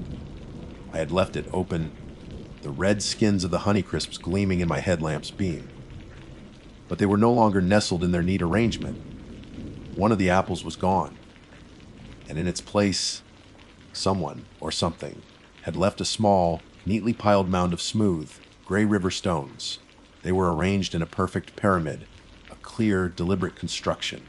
It was a trade, an exchange, and the implications of that simple, intelligent act were far more terrifying than any whip, crack, or thrown apple core. I was not dealing with an animal. I was dealing with something that could think, something that could reason, and something that was now aware of my presence.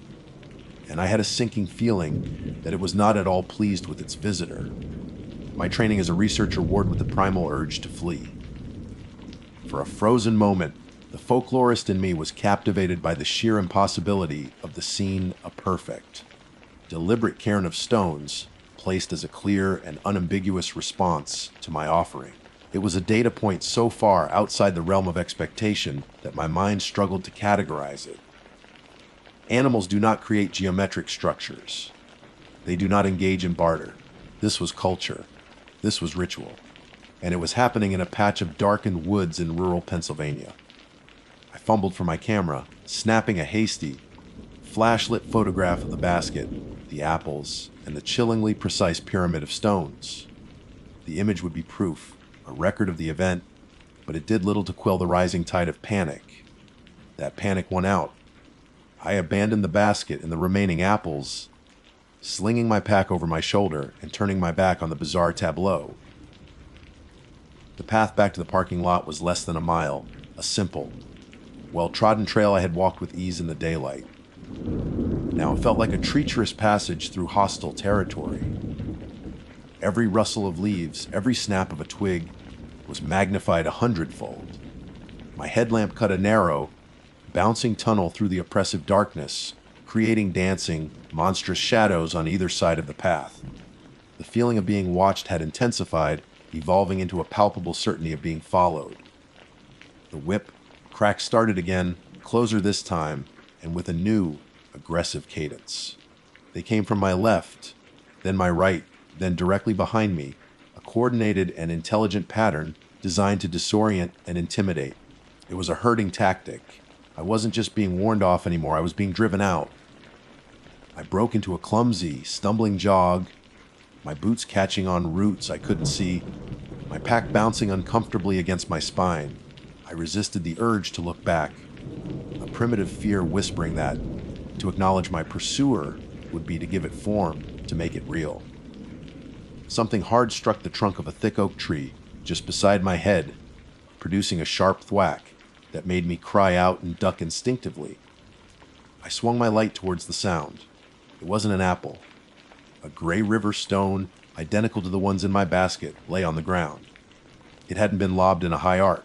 It had been thrown with a flat, powerful trajectory. It was a weapon. The message was clear, the warnings were over. My breath came in ragged, burning gasps. The trail began a slight incline, and my legs, heavy with adrenaline and fatigue, protested. It was then, as my headlamp beam swept upwards with the rise in the path, that I saw it. It was for less than a second, a fleeting impression at the edge of the light's reach. But it was enough. Standing on a low ridge overlooking the path was a figure. It was short, no more than 4 feet tall, and broadly built, covered in what looked like matted, dark hair. It was humanoid in shape, but its proportions were wrong. The arms were too long, hanging nearly to its knees, and the head was set low on a thick, powerful neck. It was gone before I could get a clear look, melting back into the impenetrable darkness between the trees. But the image was seared into my brain. It was no mini Sasquatch. It was no whimsical sprite. The creature I saw was built for strength and speed, a predator perfectly adapted to its environment. The sight broke the last of my composure. I ran. Not a jog, but a full-blown, wild-eyed sprint. I crashed through low, hanging branches that whipped at my face, my lungs screaming for air, the whip, cracks now sounding frenzied, almost enraged, from the woods all around me. I could hear movement keeping pace with me, a heavy, surprisingly fast crashing through the undergrowth just beyond the reach of my light.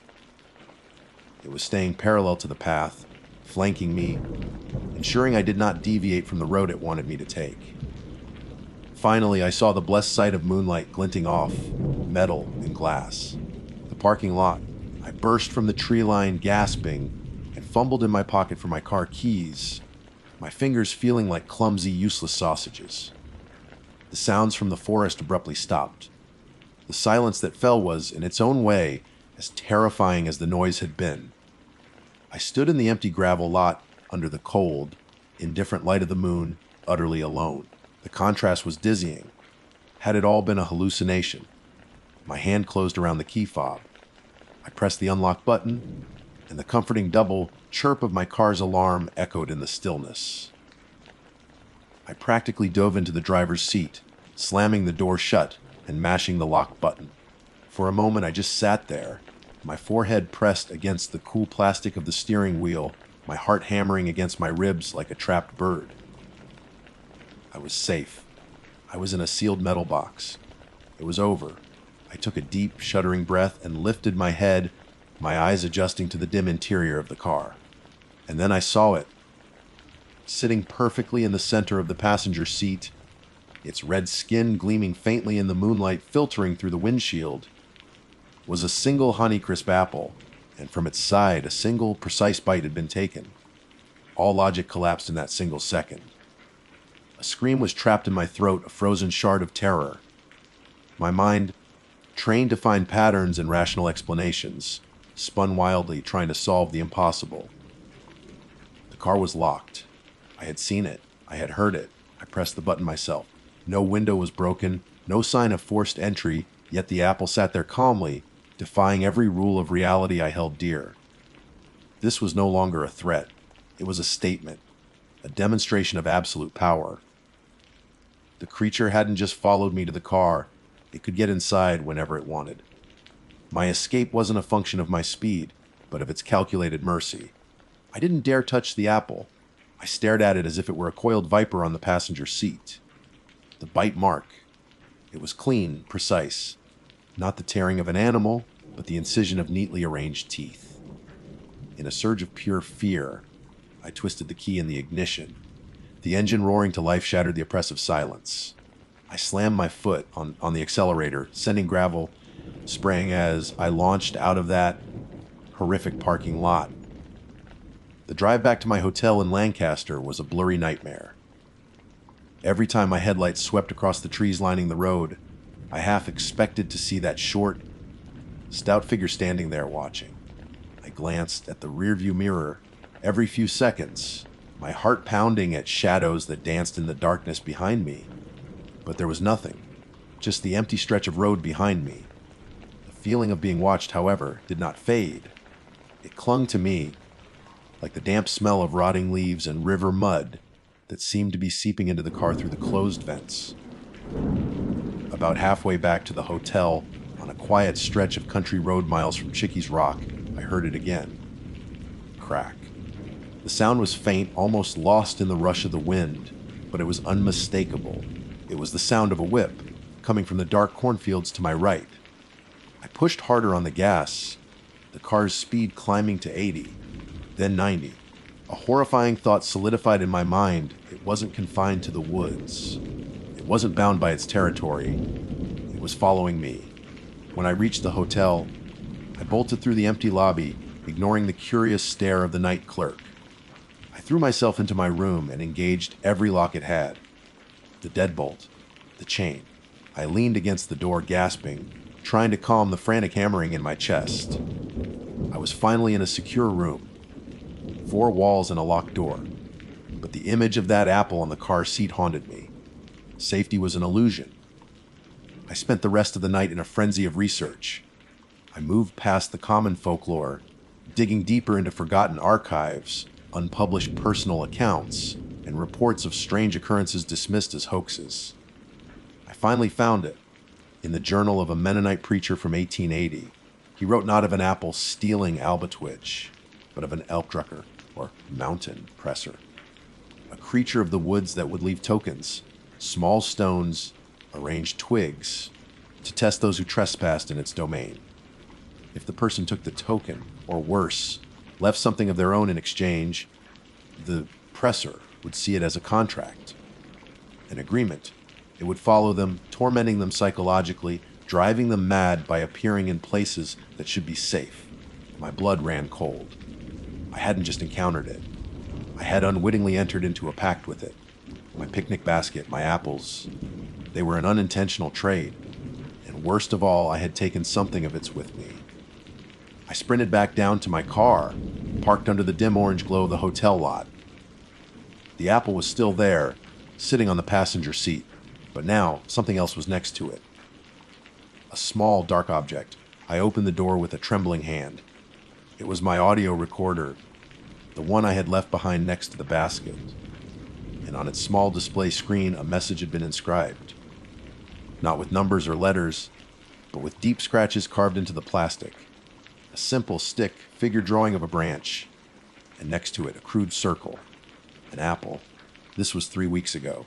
I fled Lancaster the next morning, abandoning the car and renting another. I returned to my apartment, hundreds of miles away, but I am not alone. Some nights, I hear the faint crack of a whip from the street below. Last week, I found a small pile of Gray River stones arranged neatly on my doormat. And sometimes when I come home, I can smell the faint, fresh scent of apples hanging in the air. I don't sleep anymore. Every shadow seems too long. Every noise in the night makes me jump. I am a man of education, a scholar, but I am now a prisoner in my own home, haunted by a creature from folklore I once found quaint and whimsical. My hiking trip in Pennsylvania was a deadly mistake. Not because it killed me, but because it didn't. It made a trade. And I know now what the final payment will be. It doesn't want my apples. It's waiting to trade me back. My name is Mateo. If you were to ask anyone who knows me, they'd tell you the woods are my home. I'm not some weekend warrior who buys brand new gear for a 2-mile loop. I'm the guy who has worn the same pair of boots for a decade, who can navigate by the sun and stars, and who feels more at peace with the scent of pine and damp earth than the sanitized air of my own apartment. I've hiked sections of the Appalachian Trail, scrambled over rocks in the Rockies, and felt the humid embrace of the southern forests. But the trails of Pennsylvania, the ones I grew up on, have always been my sanctuary. They are carved into my bones. Which is why I have to tell you this. I need someone to know what's really out there, hiding under the canopy of the familiar. Last month, I decided to tackle a particularly rugged and remote section of the Standing Stone Trail. It's a beast of a path, known for its steep inclines and knife-edge ridges that offer stunning, dizzying views of the valleys below. It's not for the faint of heart, which is precisely why I chose it. I was feeling stagnant, caught in the rhythm of city life, and I needed a challenge to remind me of who I was. I planned a 3-day solo trip, meticulously packing my gear, calculating my water needs, and mapping my route. I told my sister where I was going and when to expect me back, the standard safety protocol. As I drove out towards the trailhead, a familiar thrill coursed through me. It was the feeling of escape, of freedom. The first day was everything I'd hoped for. The air was crisp with the promise of late autumn, and the forest floor was a brilliant carpet of red and gold. The trail was difficult, a constant leg-burning ascent, but the solitude was perfect. For hours, the only sounds were the crunch of my boots on the fallen leaves, the rhythmic tap of my trekking poles, and the whisper of the wind through the nearly bare branches. There were no birds. I remember noting that, a fleeting, casual observation. Usually, you'd hear the call of a crow or the chatter of smaller birds, but the forest was wrapped in a profound silence. I dismissed it. Sometimes nature is just quiet. I made camp that first evening in a small, sheltered clearing a few hundred yards off the trail. As the sun dipped below the ridge, casting long, distorted shadows that danced like specters, the temperature dropped sharply. I built a small, controlled fire and cooked my dehydrated meal, feeling a deep sense of satisfaction. This was it. This was the reset I needed. It was only after I'd cleaned my pot and was sipping on a cup of hot tea that the feeling started. It began as a prickle on the back of my neck, the kind of instinctive unease that makes the hair on your arms stand up. The unmistakable sensation of being watched. I scanned the deep, inky blackness that surrounded my small bubble of firelight. Every hiker knows this feeling. It's your brain playing tricks on you, the isolation and the darkness conspiring to create phantom threats. A deer, a raccoon, a bear drawn by the smell of food. I took a deep breath, held my headlamp to my forehead, and swept its powerful beam in a slow arc around the campsite. Nothing. Just the dense walls of trees, their trunks stark and pale in the artificial light. The feeling didn't subside. If anything, it intensified, a heavy, oppressive weight on the air itself. The silence was no longer peaceful, it was expectant. That's when I heard the first sound. It wasn't a twig snap or the rustle of an animal. It was a soft, wet, tearing sound. It came from the direction of the trail, maybe 50 yards away. It was rhythmic, and it was followed by a low, guttural click. I froze, my heart hammering against my ribs. My mind raced through a catalog of every animal native to Pennsylvania. Nothing matched. It wasn't the sound of a predator eating its kill. It was too methodical, too deliberate. The tearing stopped, and the clicking continued, slowly, methodically, moving parallel to my campsite, but staying just beyond the reach of my firelight. Click, click, click.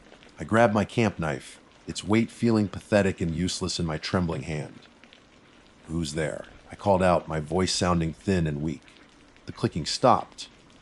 The silence that followed was somehow worse, a suffocating void that pressed in on me. I held my breath, straining my ears, listening for anything. A minute passed. Then another. I was just beginning to convince myself it was my imagination, a strange combination of sounds from a harmless creature, when I heard it again. This time, it was closer, right at the edge of the clearing. It was a voice, or something that was trying to be a voice. It was a high, thin whisper, like the sound of dry leaves scraping against stone, and it formed a single impossible word. It whispered my name, Mateo. Time stopped. The universe narrowed to the dying embers of my fire, and that impossible whisper hanging in the frozen air. Mateo. It wasn't a question. It was a statement, an acknowledgement. My blood turned to ice water in my veins. It's a primal, cellular, level fear that you don't understand until it happens to you. It's the fear of the predator that knows your name. Every rational thought evaporated, replaced by a single, screaming directive, Rollin. But I was paralyzed, pinned to the log I sat on by the sheer weight of my terror. My headlamp beam trembled violently, cutting frantic, useless shapes into the oppressive darkness. The whisper had come from everywhere, and nowhere at once, a dry, sibilant sound that felt like it was born inside my own skull. I didn't sleep that night. I couldn't have even if I'd wanted to. I spent the next 6 hours sitting with my back pressed against a thick oak tree, camp knife in one hand, headlamp cranked to its highest setting, scanning the impenetrable wall of black that ringed my campsite. The fire dwindled to a few sad, glowing coals, offering no warmth and even less comfort. The silence returned, but it was a changed silence. It was heavy, occupied. I was no longer alone, and I knew it with an animal certainty. I heard the clicking sound twice more before dawn, once far to my left, and once directly behind me, so close I flinched, whipping my head around to see nothing but shadows. It was toying with me. It was letting me know that the darkness belonged to it, and I was just a guest whose welcome had expired. When the first weak, gray light of dawn finally filtered through the canopy, it didn't bring relief. It brought clarity. The woods, which had been my sanctuary just the day before, now looked alien and menacing. Every gnarled branch looked like a grasping limb. Every shadow seemed to conceal a waiting figure. I had one thought: get out. My meticulously planned 3-day trek was over. This was now about survival. I packed my gear with frantic, clumsy haste, my fingers numb and unresponsive. I kept my back to the center of the clearing, constantly scanning the tree line, expecting to see something.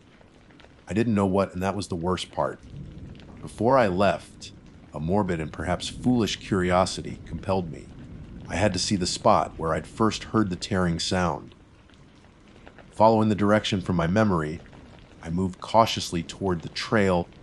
My trekking poles held more like weapons than walking aids. I found the area easily. The leaf litter was deeply disturbed in a way that made no sense. It wasn't the scattered mess of a foraging deer or a digging bear. It was a series of long, deep furrows, as if someone had dragged a multi-pronged rake through the dirt. But the strangest thing was the trees. Several young saplings in the area were stripped of their bark from about 5 feet up to 7 feet.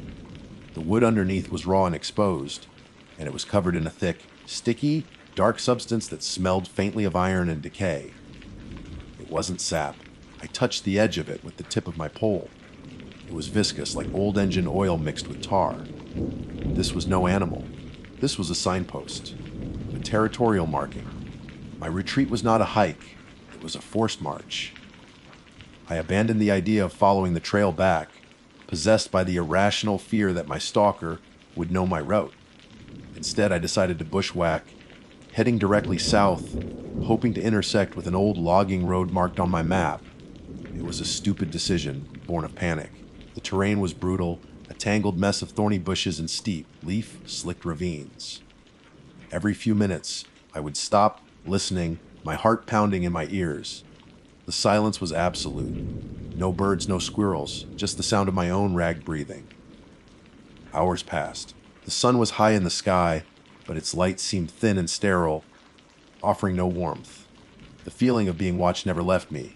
There was a physical pressure against my skin. And then the clicking started again. It was distant behind me, but it was pacing me. When I stopped, it stopped. When I moved, it moved. It was a slow, deliberate pursuit, and the psychological effect was devastating. I was prey. I pushed myself harder, thorns tearing at my clothes and my exposed skin, my lungs burning. It was mid-afternoon when I saw it.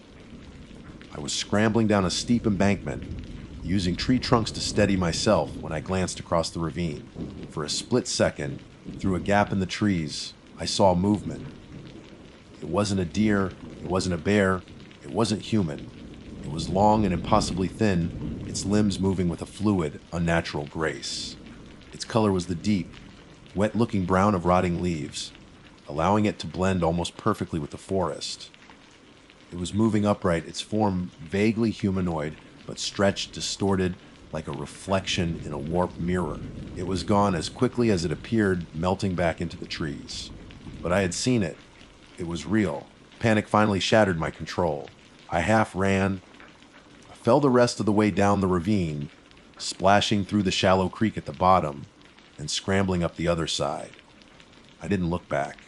I just ran, fueled by pure adrenaline. I ran until my legs gave out and I collapsed at the base of a large hemlock, gasping for air, my body screaming in protest. As the sun began to set, casting the woods in a blood-orange glow, I knew I wouldn't make it to the road before dark. I was forced to make camp again, this time with no fire, no comfort, only the crushing certainty of what was out there with me.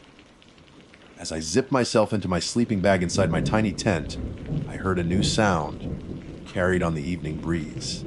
It was a voice, and it sent a fresh wave of terror through me that dwarfed everything I had felt before. It was the sweet, worried voice of my sister, and it was calling my name, Matteo. Are you out there? I was so worried. My sister's voice, Sophia's voice. It was the same voice I heard on the phone every Sunday, a voice full of concern and warmth. But that voice had no right to be in this deep wilderness, dozens of miles from anything. My mind fractured. One part screamed with foolish hope that she had actually come looking for me. But the colder, more terrified part knew exactly what it was. It was the most insidious trap, the most perfect mimicry. The fear I had felt was nothing compared to the new horror that coursed through my body now. The thing outside wasn't just hunting me. It was studying me. It knew my weakness. Matteo, where are you? Sophia's worried. Come on out.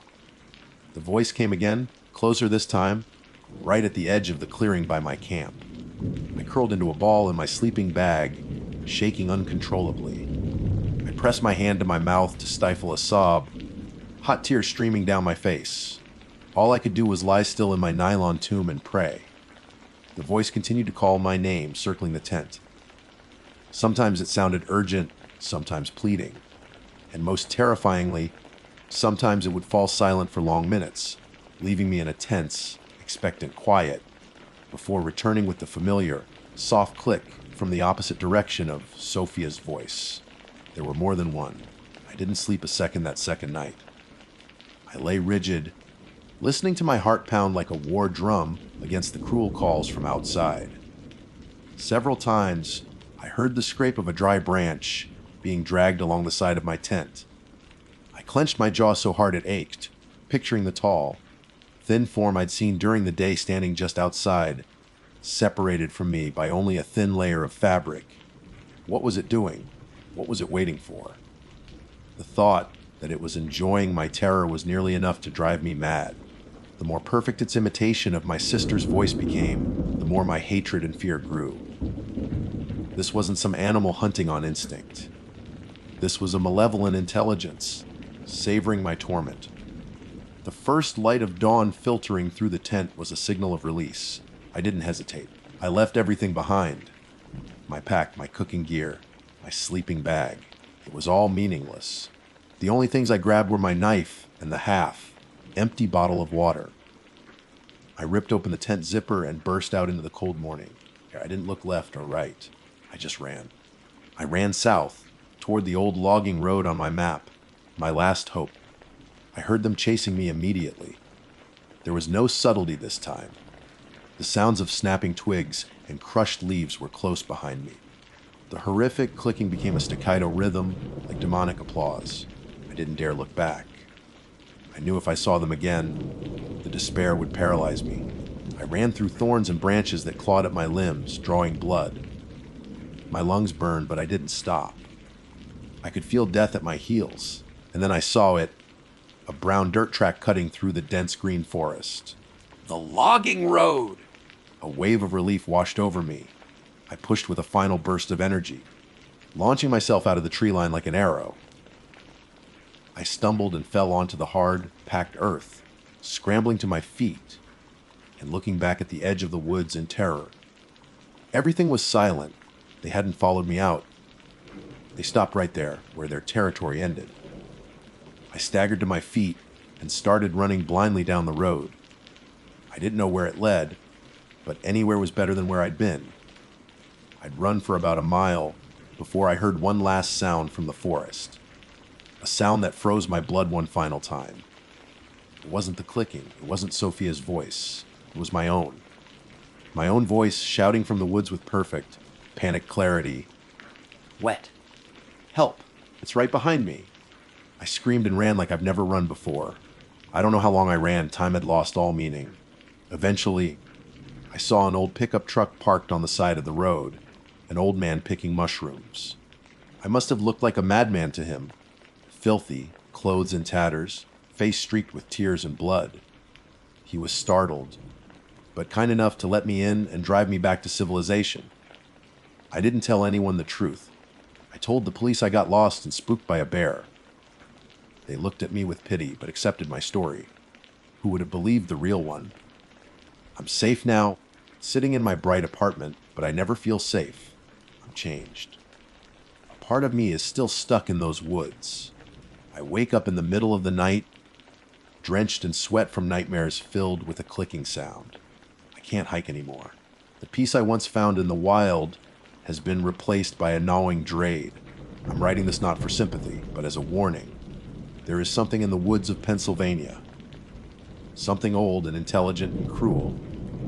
It watches, and it learns, and it waits. So if you're ever deep in the woods, and you hear a familiar voice call your name, don't answer. Run. And pray you're faster than it is. My name is Ezra, and for the better part of 15 years, I've served as a park ranger in a remote, sprawling section of the Allegheny National Forest. My official title is Forest Ranger, a designation that I've always felt carries a certain weight, a responsibility that goes beyond simply wearing the uniform and carrying the badge. It implies a stewardship, a deep-seated connection to the land itself. This forest isn't just my place of work, it's the marrow in my bones.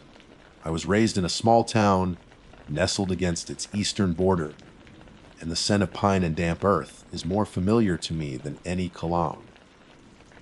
I know the names of the creeks, the way a city dweller knows their streets, and I can identify the call of a pileated woodpecker from half a mile away. My life is one of quiet routine, governed by the turning of the seasons and the predictable rhythms of the wilderness. The daily grind is rarely what people imagine. It's less about dramatic animal encounters and more about maintenance and public service. I clear fallen trees from hiking trails, check on the structural integrity of old wooden bridges, and ensure campers are adhering to fire safety regulations. The most common emergency we face is the lost hiker. Usually it's a family from Pittsburgh or Cleveland who underestimated the sheer scale of the woods took a wrong turn following a deer trail, and ended up spending a few more hours than planned among the hemlocks. We get the occasional bear-related incident, a raided cooler, a spook camper, but nothing truly out of the ordinary. The forest has its dangers, of course, but they are known dangers. They are predictable. A black bear is a black bear. A sudden storm is a sudden storm. You learn the rules, you respect them, and you generally stay safe. That's how it's always been. But last night, the rules were broken. It began after sundown. I was in my small, state-issued cabin that serves as both my home and the local ranger station, finishing up some paperwork by the glow of a desk lamp. The night was still, almost unnaturally so. The usual chorus of crickets and frogs was muted, replaced by a profound silence that felt heavy, oppressive. It was around 10 p.m. when I first saw it. A light deep in the woods to the north, in a section of the park that's rugged and seldom visited. It wasn't the warm, steady flicker of a campfire or the sharp, white beam of a flashlight. This was a deep, visceral red, and it wasn't steady. It was pulsing. It throbbed with a slow, biological rhythm, like a monstrous heart beating in the darkness. The light would swell, casting the dense canopy in a bloody hue, hold for a second, and then recede back into blackness. My first thought was a flare. Maybe some kids were messing around, or a hunter was in serious trouble. I grabbed my high-powered binoculars from the locker and focused on the area, but the light was too diffuse, bathing the entire valley in its sickening glow without a clear point of origin. Then came the smell. It started as a faint, acrid note on the breeze, but it grew stronger with each pulse of the red light. It was a horrible, metallic stench, a coppery foulness mixed with something like burning electrical wires and ozone. It was utterly alien. It wasn't the smell of wood smoke or decay. It was an industrial, chemical smell that had no place in the pristine air of the Allegheny. It burned my nostrils and made the back of my throat itch. I felt a primal wave of nausea, an instinctual revulsion to the odor that I couldn't explain. I stayed up for hours, watching the silent, rhythmic light and enduring the gut-wrenching smell.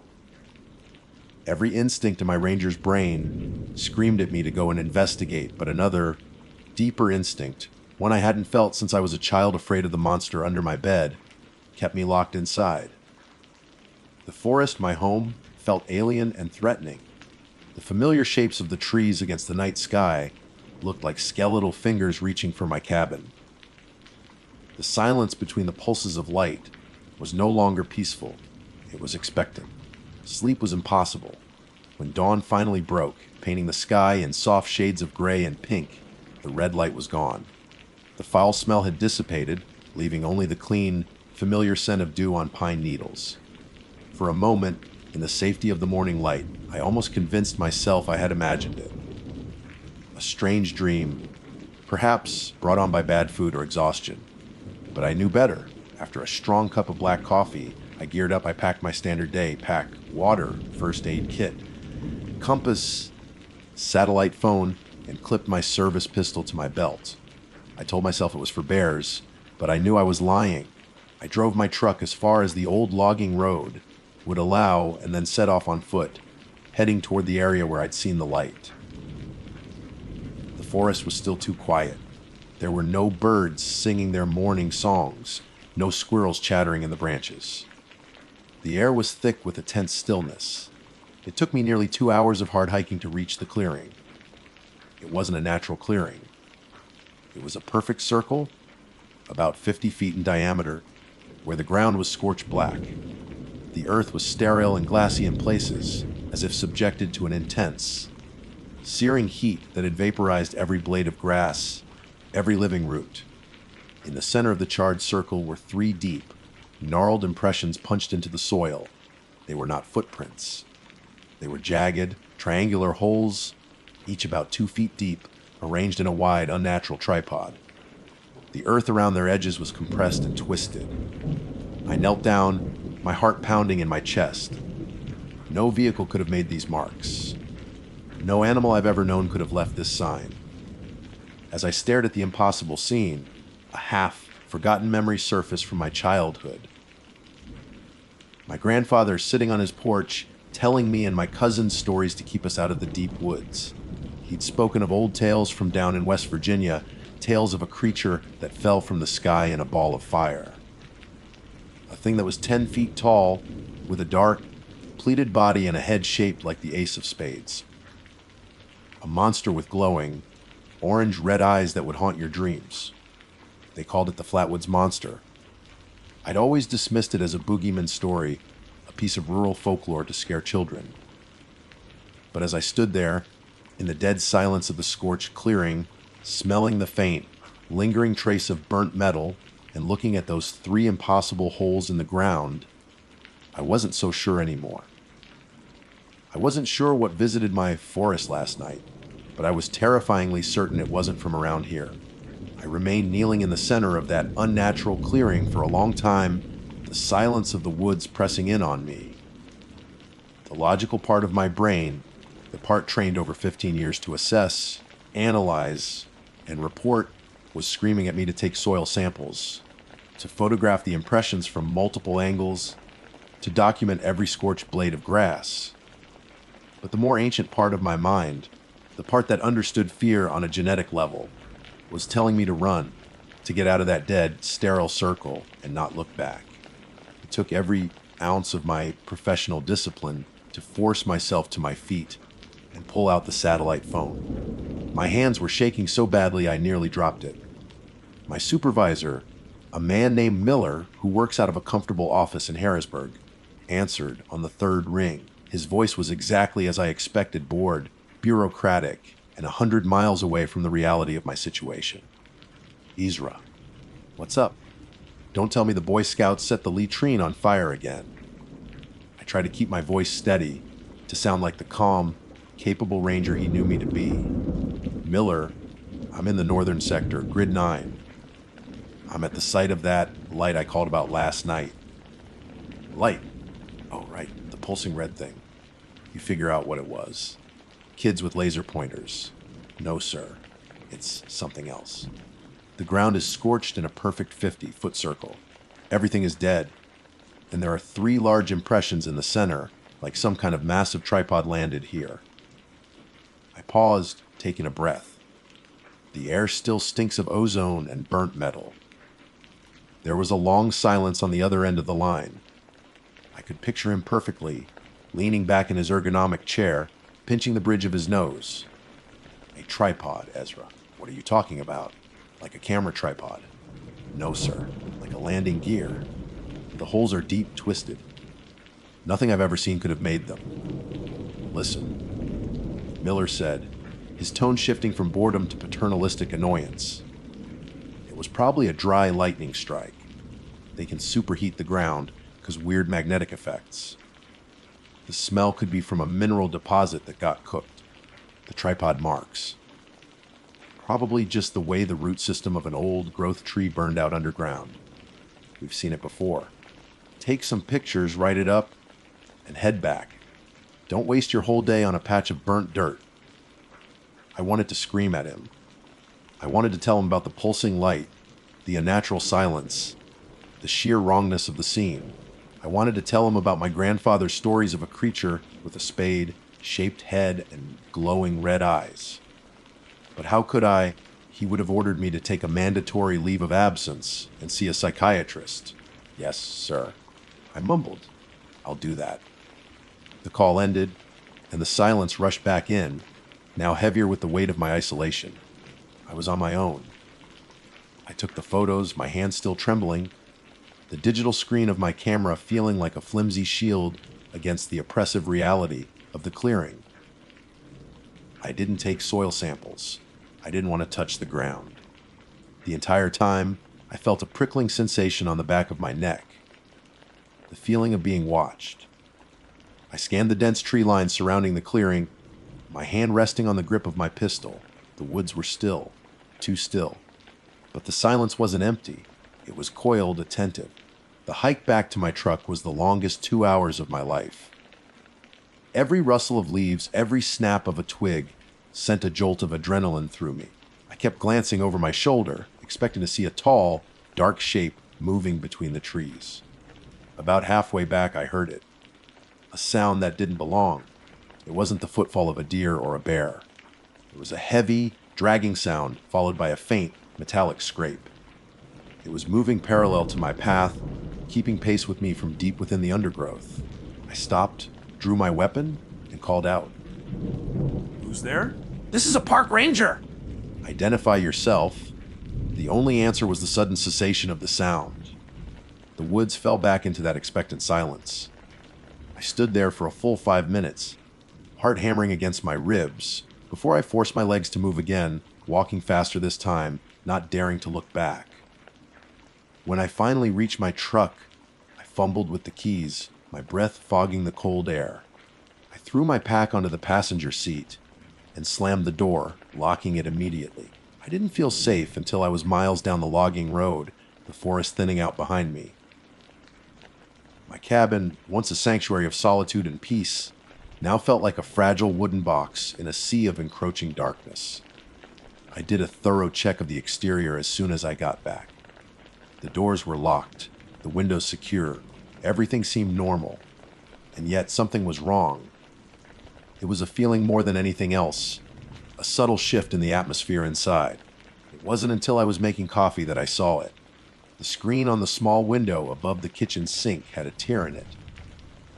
It was a single vertical slit, about a foot long. It was clean and precise, not a ragged hole a bird or squirrel would have made.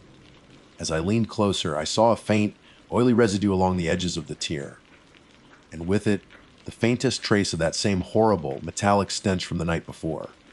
Inside my locked cabin, that night, sleep was not an option. I sat at my desk, my shotgun loaded and leaning against the wall, the internet my only companion. I typed Flatwoods Monster into the search bar. The old, grainy pictures and eyewitness accounts from 1952 were just as my grandfather had described. A group of children, a local woman, and a National Guardsman who had seen a ball of fire land on a hill. They described a creature over 10 feet tall, a dark, pleated body, a spade, shaped head, and claw-like hands. They described a pungent, metallic mist that caused their throats and eyes to burn. They described its movement as a strange, gliding hover. I dug deeper, past the mainstream UFO sites, into forums and obscure local history archives. I found other stories, hushed accounts from remote parts of the Appalachian Mountains, stretching from West Virginia up into Pennsylvania and New York. Sporadic reports, decades apart, all with chillingly similar details: a pulsing red light, a scorched patch of earth, a sickening metallic odor, and sightings of a tall, gliding figure in the woods. These weren't official reports. They were anecdotes, ghost stories told in hushed tones, dismissed as local folklore. Until now. Around midnight it started again, the pulsing red glow washing over the trees outside my window. But this time it was closer, much closer. It seemed to be coming from the ridge just behind my cabin, maybe only half a mile away. The metallic smell seeped through the walls, stronger than before, thick and suffocating. My eyes started to water. I turned off all the lights and crept to the window, peering out into the blood, red darkness. My heart stopped. For a fleeting second, as the light pulsed to its brightest, I saw a silhouette against the far trees. It wasn't a bear or a deer. It was tall, impossibly tall and thin, and its head was not the right shape. It was wide at the top, tapering to a point like a grotesque spade. Then, as the light faded, it was gone. The silhouette vanished as the pulse of red light died, plunging the world back into absolute blackness. But the image was burned onto my retinas, a terrifying afterglow against the dark. I didn't breathe. I didn't move. I simply stood there frozen, a statue carved from ice and fear, staring at the empty space between the trees where the impossible had stood. My heart, which had stopped for a moment, restarted with a painful, frantic stutter, hammering against my ribs like a trapped bird. The logical part of my brain, the ranger part, had shut down completely. There was only the primal, animal instinct left, screaming one single, silent word: predator. I stumbled backward from the window, tripping over my own feet and crashing against my desk. The shotgun. My hands, slick with a cold sweat, fumbled for the cold steel of the weapon leaning against the wall. The weight of it was a small, insufficient comfort. The metallic, ozone stench was no longer just seeping in, it filled the cabin, thick and suffocating. It was a physical presence in the air, coating my tongue and burning my lungs with every shallow breath. My eyes streamed with tears, not from emotion, but from the sheer chemical causticity of the air. Then came the sound. It was a slow, deliberate scrape against the exterior wall of the cabin, the sound of metal dragging on wood, a long and drawn-out shining that set my teeth on edge. It moved along the side of the house, heading for the front door. My mind conjured the image of those three, fingered, claw-like hands from the old drawings, of those gnarled impressions in the scorched earth. I scrambled to the center of the small room, planting my feet and leveling the shotgun at the front door. My entire world had shrunk to that single piece of reinforced wood and the flimsy lock holding it shut. The pulsing red light began again, but this time it was right outside. The entire cabin was submerged in its rhythmic, sickeningly intimate glow. Red light flooded through the windows, painting the room in the color of an open wound. The doorknob, a sturdy brass fixture I'd installed myself, began to turn. It wasn't the frantic jiggle of a person trying to get in. It was a slow, impossibly strong, methodical rotation. The metal of the lock assembly groaned, the sound of tortured steel protesting against a force it was never designed to withstand. The wood around the lock began to splinter. I didn't shout a warning. I didn't think. I just acted. I pulled the trigger. The blast was deafening in the confined space. The smell of cordite joined the chemical stench in the air, a fleeting scent of the familiar world I was losing. The 12-gauge buckshot tore a fist-sized hole through the center of the door. For a split second, through the splintered void, I saw it. Not darkness, not the forest, but a single, vast, glowing orange red eye like the dying ember of a sun. It stared at me not with malice, but with a cold, alien curiosity. Before I could process what I'd seen, the door was ripped from its hinges and tossed aside as if it were a sheet of paper. The frame splintered, and the cold night air rushed in, carrying the oily mist with it. And there, filling the doorway, was the creature from my grandfather's stories, the monster from the scorched clearing, the silhouette from my nightmares. It was every bit of 10 feet tall. Its body was a shifting, semi-liquid column of darkness, covered in what looked like overlapping pleats of thick, leathery hide. It had no discernible legs, seeming to hover just above the floor, its lower half shrouded in the foul, smelling mist it generated. Its long, spindly arms ended in those terrifying 3 taloned claws, each talon the length of a hunting knife and gleaming with a dull, metallic sheen. And its head the spade-shaped cowl was like a hood, and from the deep shadow within, those 2 burning, malevolent eyes stared down at me. It glided into the room. I worked the pump action on the shotgun, the shuck sound of pathetic defiance against the silent, hovering thing. I aimed for center mass and fired again. The buckshot slammed into its chest, but there was no impact, no cry of pain. The pellets seemed to sink into its dark, pleated form, which rippled like thick tar. It didn't even slow down. It raised one of its long arms. The movement was unnaturally fluid, almost graceful. I knew with absolute certainty that if those claws touched me, I would be torn apart. I threw myself to the side in a desperate dive, crashing over my small dining table. The creature's arms swept through the space where I had been standing. The metallic talons sliced through the wooden wall of my cabin, as if it were drywall, leaving 3 deep, parallel gouges from which splinters rained down. My shotgun was useless. Fighting was impossible. My only option was flight. Scrambling on my hands and knees, I walked backward toward the rear of the cabin. My eyes locked on the creature, which was slowly turning, its burning gaze tracking my every move. I reached the door to the small back utility room, my hand fumbling behind me for the knob. I got it open, stumbled inside, and slammed it shut, twisting the flimsy lock. I knew it wouldn't hold for more than a second. I didn't wait to find out. I I kicked open the screen door on the far side of the utility room and burst out into the cold night. I ran. I abandoned my cabin, my post, my life. I plunged into the darkness of the forest, the familiar territory, now a terrifying alien landscape. I didn't know where I was going. I just ran, fueled by pure, unthinking terror. The branches of unseen trees whipped at my face, and my feet slipped on the damp leaves, but I never slowed. Behind me, I could hear it. The heavy, dragging sound, the scrape of metal on stone. It was following me. In the red light, the horrible, pulsing heartbeat pursued me through the trees, casting my own terrified shadow long and distorted on the path ahead. It wasn't a frantic chase. It was a patient, relentless pursuit. It was hunting me. I am writing this now on my phone, hiding in a hollow log, my battery at 4%. The pulsing red light is still visible through the trees, moving back and forth, methodically searching. The metallic smell is in the air. I don't know if I will survive until dawn. I don't even know if dawn will be enough to save me. This forest is no longer my home. It is its territory now. I am just a lost hiker. Please, if you read this, do not come looking for me. Do not come to the Allegheny National Forest. There are things in these woods older and stranger than any bear, and they do not follow the rules. They make their own, and we are nothing more than prey. My name is Waylon.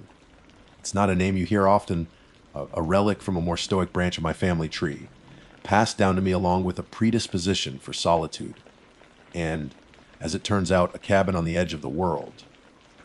The cabin, a final gift from my great-aunt Elspeth, is nestled just outside Wellsboro, Pennsylvania, where the sprawling Tioga State forest begins to swallow the rolling farmland. It's a stone's throw from the Pine Creek Gorge, a place locals call the Grand Canyon of Pennsylvania. The name sounds like a tourism board's overeager marketing, but when you stand at the edge of Leonard Harrison State Park and look down into that mile-wide, 1,000-foot-deep chasm carved by the creek, you understand. It's a place of profound, almost intimidating natural beauty. The cabin itself is quaint, built from timber that has long since settled into a comfortable groan against the persistent mountain winds. It's everything an aspiring recluse could want: a stone fireplace that draws beautifully, a porch with a view of the valley, and a blessed, profound silence unbroken by neighbors or traffic. But there's a feature not listed in the deed that has become the focal point of my growing unease: the old, forgotten graveyard that occupies the crest of the hill behind the house. It's not a formal churchyard, just a collection of 24 or so slate and marble headstones tilting at various angles, slowly being reclaimed by moss and wild columbine. A low, crumbling stone wall marks its perimeter. It's a place saturated with a deep historical melancholy. Elspeth never mentioned it in her letters, and I can understand why. It's not exactly a selling point.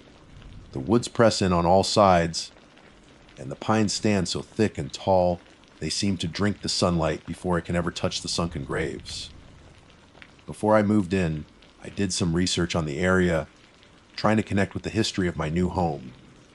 I stumbled upon the autobiography of Governor William Alexis Stone, a man who grew up in Wellsboro in the mid-1800s. A passage from his book latched onto my imagination and has refused to let go. He wrote of his childhood fear of this very patch of land. As a boy, he was sent on an errand after dusk and saw what he swore was a woman in a long white dress, her form glowing faintly among the tombstones on the hill.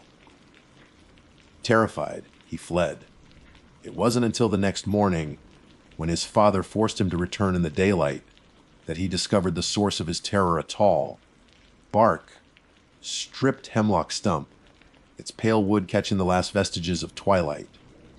A piece of loose bark, he noted, had even fluttered in the wind, mimicking a beckoning hand. I've clung to that story like a prayer. Every time the cabin settles with a percussive crack in the dead of night, I tell myself, it's just the house. Every time I see a flicker of movement in my peripheral vision as I gaze out the kitchen window toward the hill, I whisper, it's just a deer or the wind in the leaves. Governor Stone's ghost was nothing more than a trick of the light on a dead tree. That's what I told myself. It was a rational, historical anchor in a sea of creeping dread. The first week was an exercise in self-deception. I'd be reading by the fire, and a floorbird would creak upstairs. The temperature dropping, I'd reason, my heart hammering against my ribs. I'd hear a faint, scraping sound against the outside wall, a branch brushing against the siding. But the explanations felt thin, worn out. The silence in between the sounds was worse, a heavy, expectant quiet that seemed to be waiting for something. The shortcut was an inevitability. The dirt road to the cabin is a winding 3-mile affair from the main road. But a direct path, an old logger's trail, cuts straight from town up the steep hill and right through a gap in the graveyard stone wall. It saves a 45-minute walk. Last night, I stayed late at the town pub, nursing a beer and enjoying the simple comfort of being around other people. By the time I left, the moon was high and sharp in a cloudless sky, casting everything in a sterile, silver light. The air was cold and still. I stood at the trailhead, the dark maw of the forest before me, and weighed my options. The long way around felt safer, but the thought of the lonely, winding road was somehow less appealing than the quick, direct confrontation with the source of my anxiety. Be a man, Waylon? I muttered to myself, the words puffing out in a white cloud. It's just a graveyard. Governor Stone saw a stump. The ascent was steep, my breath growing ragged. The woods were unnervingly silent. No owls, no rustling of nocturnal creatures. Just the crunch of my boots on the fallen leaves. As I reached the crumbling stone wall, the trees parted and the graveyard opened up before me. The moonlight was so bright it almost looked like snow, painting the tombstones in stark relief against the inky shadows of the pines. It was beautiful in a chilling sort of way. I paused, catching my breath, and scanned the area. There near the center was a gnarled, pale stump, taller than the surrounding headstones. The governor's stump, I thought, a wave of relief washing over me. I could even see a piece of peeling bark hanging from its side. I started walking, my pace quickening, my eyes fixed on the cabin lights visible through the trees on the other side. That's when I saw it. To the left of the stump, standing in the deep shadow of a massive pine, was a sliver of white. I stopped dead. My first thought, immediate and desperate, was bark. It had to be. Another stump, another trick of the moonlight. I squinted, trying to make my eyes resolve the shape into something benign. But it wasn't a stump. As my eyes adjusted, the shape clarified. It was slender, and it was tall. It had the distinct silhouette of a person wearing a long, formless garment. It was perfectly, utterly still. I remembered the governor's story and focused on the real stump, then looked back at the figure. They were two distinct things. My logical explanation, my historical anchor, was sitting right there in plain sight, and a few yards away from it stood the very thing it was supposed to debunk. My blood ran cold. I stood frozen halfway through the graveyard, a silent witness to something that should not exist. And then it moved. Not its arm, not its head. The entire figure glided, impossibly smooth, a few feet to the right, disappearing completely behind the thick trunk of the pine tree. It didn't make a sound, and it wasn't bark. For a long moment, I was paralyzed. The part of my brain responsible for rational thought was screaming, trying to process what it had just seen, but it couldn't find a foothold. There was no sound, no rustling leaves, no snapping twigs. The figure had moved with the silent, effortless grace of a wisp of smoke, and then it was gone. The silence it left behind was more terrifying than any scream. That's what finally broke the spell, the absolute void of sound in a forest that should have been alive with the quiet noises of the night. I ran. It wasn't a conscious decision, it was a primal, instinctual flight. My legs pumped, my lungs burned, and I didn't dare look back. I scrambled over the crumbling stone wall, stumbling, catching myself with a scraped palm against the rough rock. I didn't feel the pain.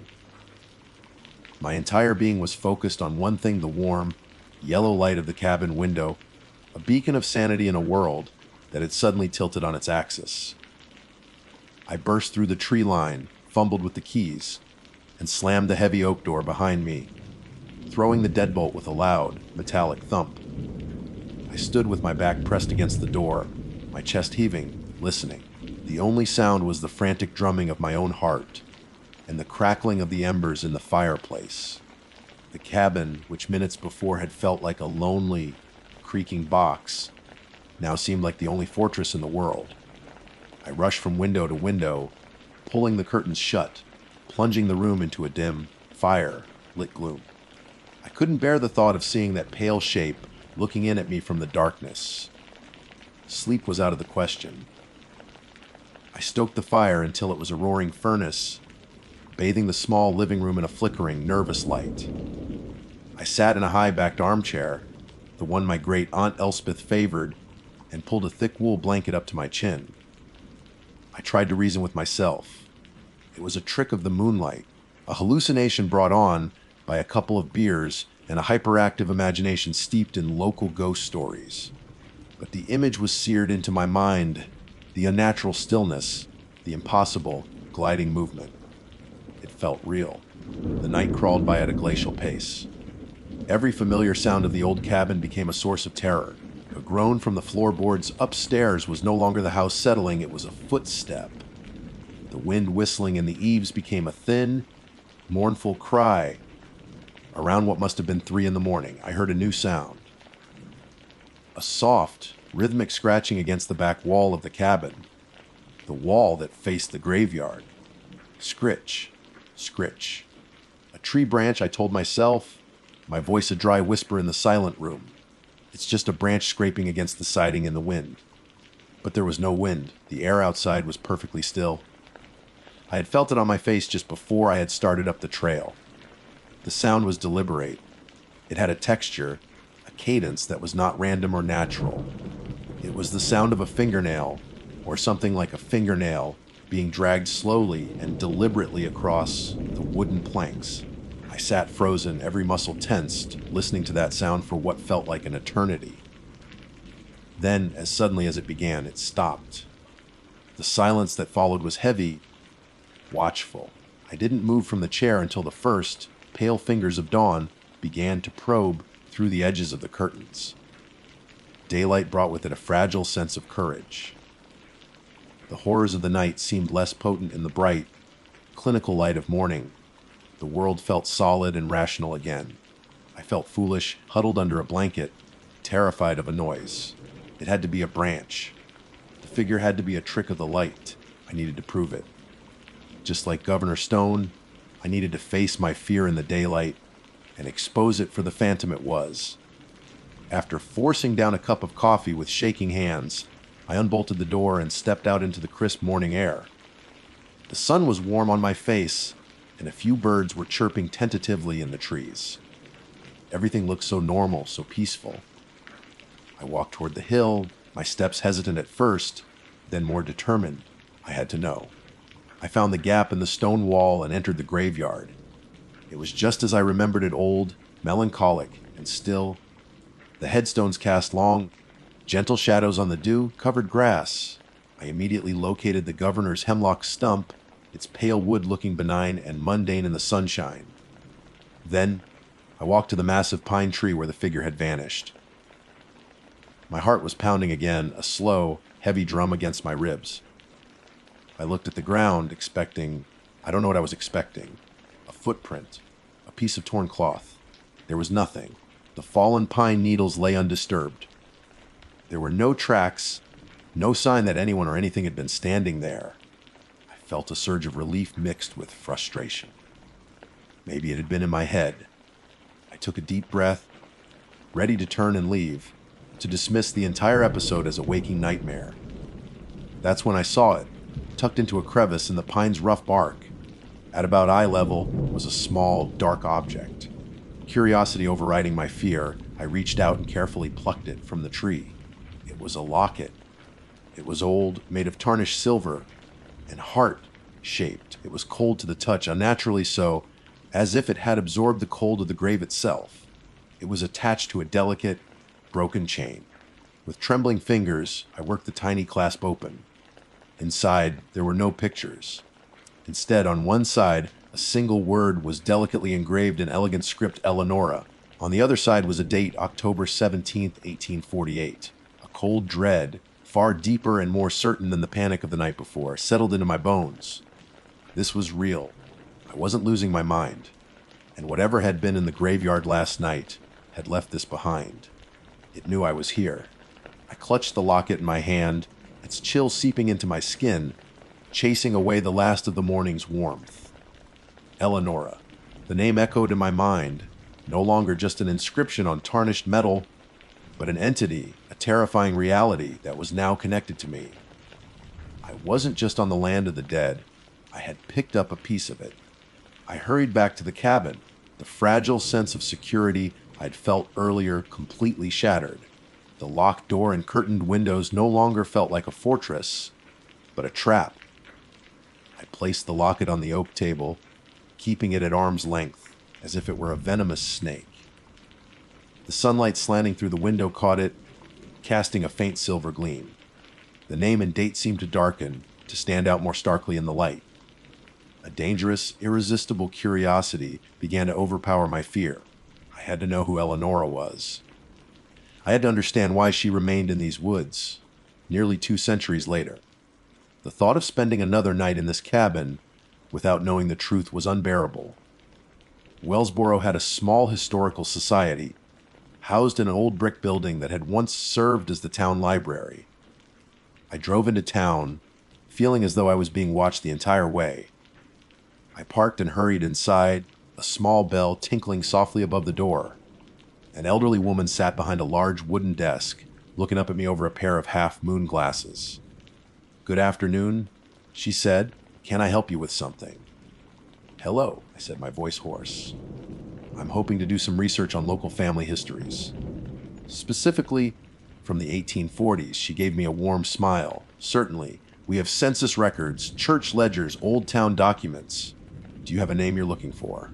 "I do." I swallowed hard. "Eleonora." Her eyebrows raised slightly. "A lovely name. Is there a surname?" "No." I shook my head. "Just the first name and a date, October 17th, 1848.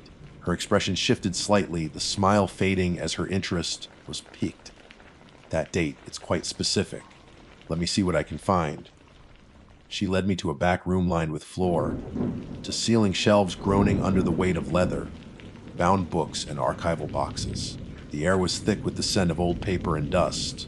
She pulled down a heavy ledger with town records 1845, 1850, stamped on the spine. She carried it to a reading table and began to carefully turn the brittle pages. I stood beside her, my heart hammering. After several minutes, she stopped. "This is interesting," she said. "There's no record of a birth or death for an Eleanor on that day. But there is something here. A sheriff's entry." She turned the book toward me and pointed a gloved finger at a passage written in a looping, cursive script. It was a brief log of an incident on the night of October 17th, 1848. Report received of domestic violence from Mr. Edward Blackwood of Pine Creek Farm upon his wife, Eleonora. Following a violent altercation, she fled into the North Woods. A search was mounted, but no trace of her was found, owing to the sudden and severe thunderstorm. I read the entry again and again. "What happened to her?" I asked. The librarian let out a long sigh. "I vaguely recall the story of the Blackwoods. It's a tragedy. They never found Eleonora. The story goes she perished in the woods that night, either from exposure or from a fall off the rocks into Pine Creek. Edward Blackwood lost his mind not long after, rambling that she was coming back for him. He died a year later. Their land was abandoned." She paused. "That land, it's the hill right behind the old stone cabin." A deep chill settled over me. The Blackwood land, the graveyard on the hill, my cabin. It was all connected. Was she buried in that graveyard? She shook her head. "They never found a body to bury. There is no headstone for Eleonora Blackwood in that cemetery." I felt as if all the air had been forced from my lungs.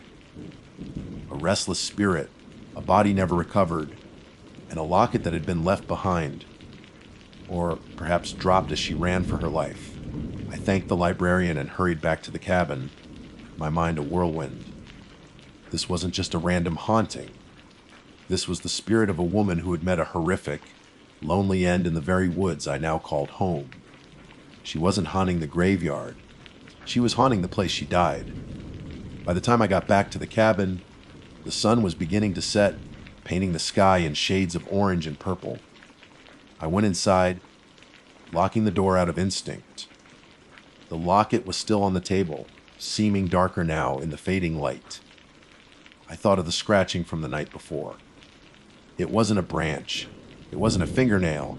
It was the sound of someone trying to get back into the last home she ever knew, or trying to dig for something that had been buried long ago.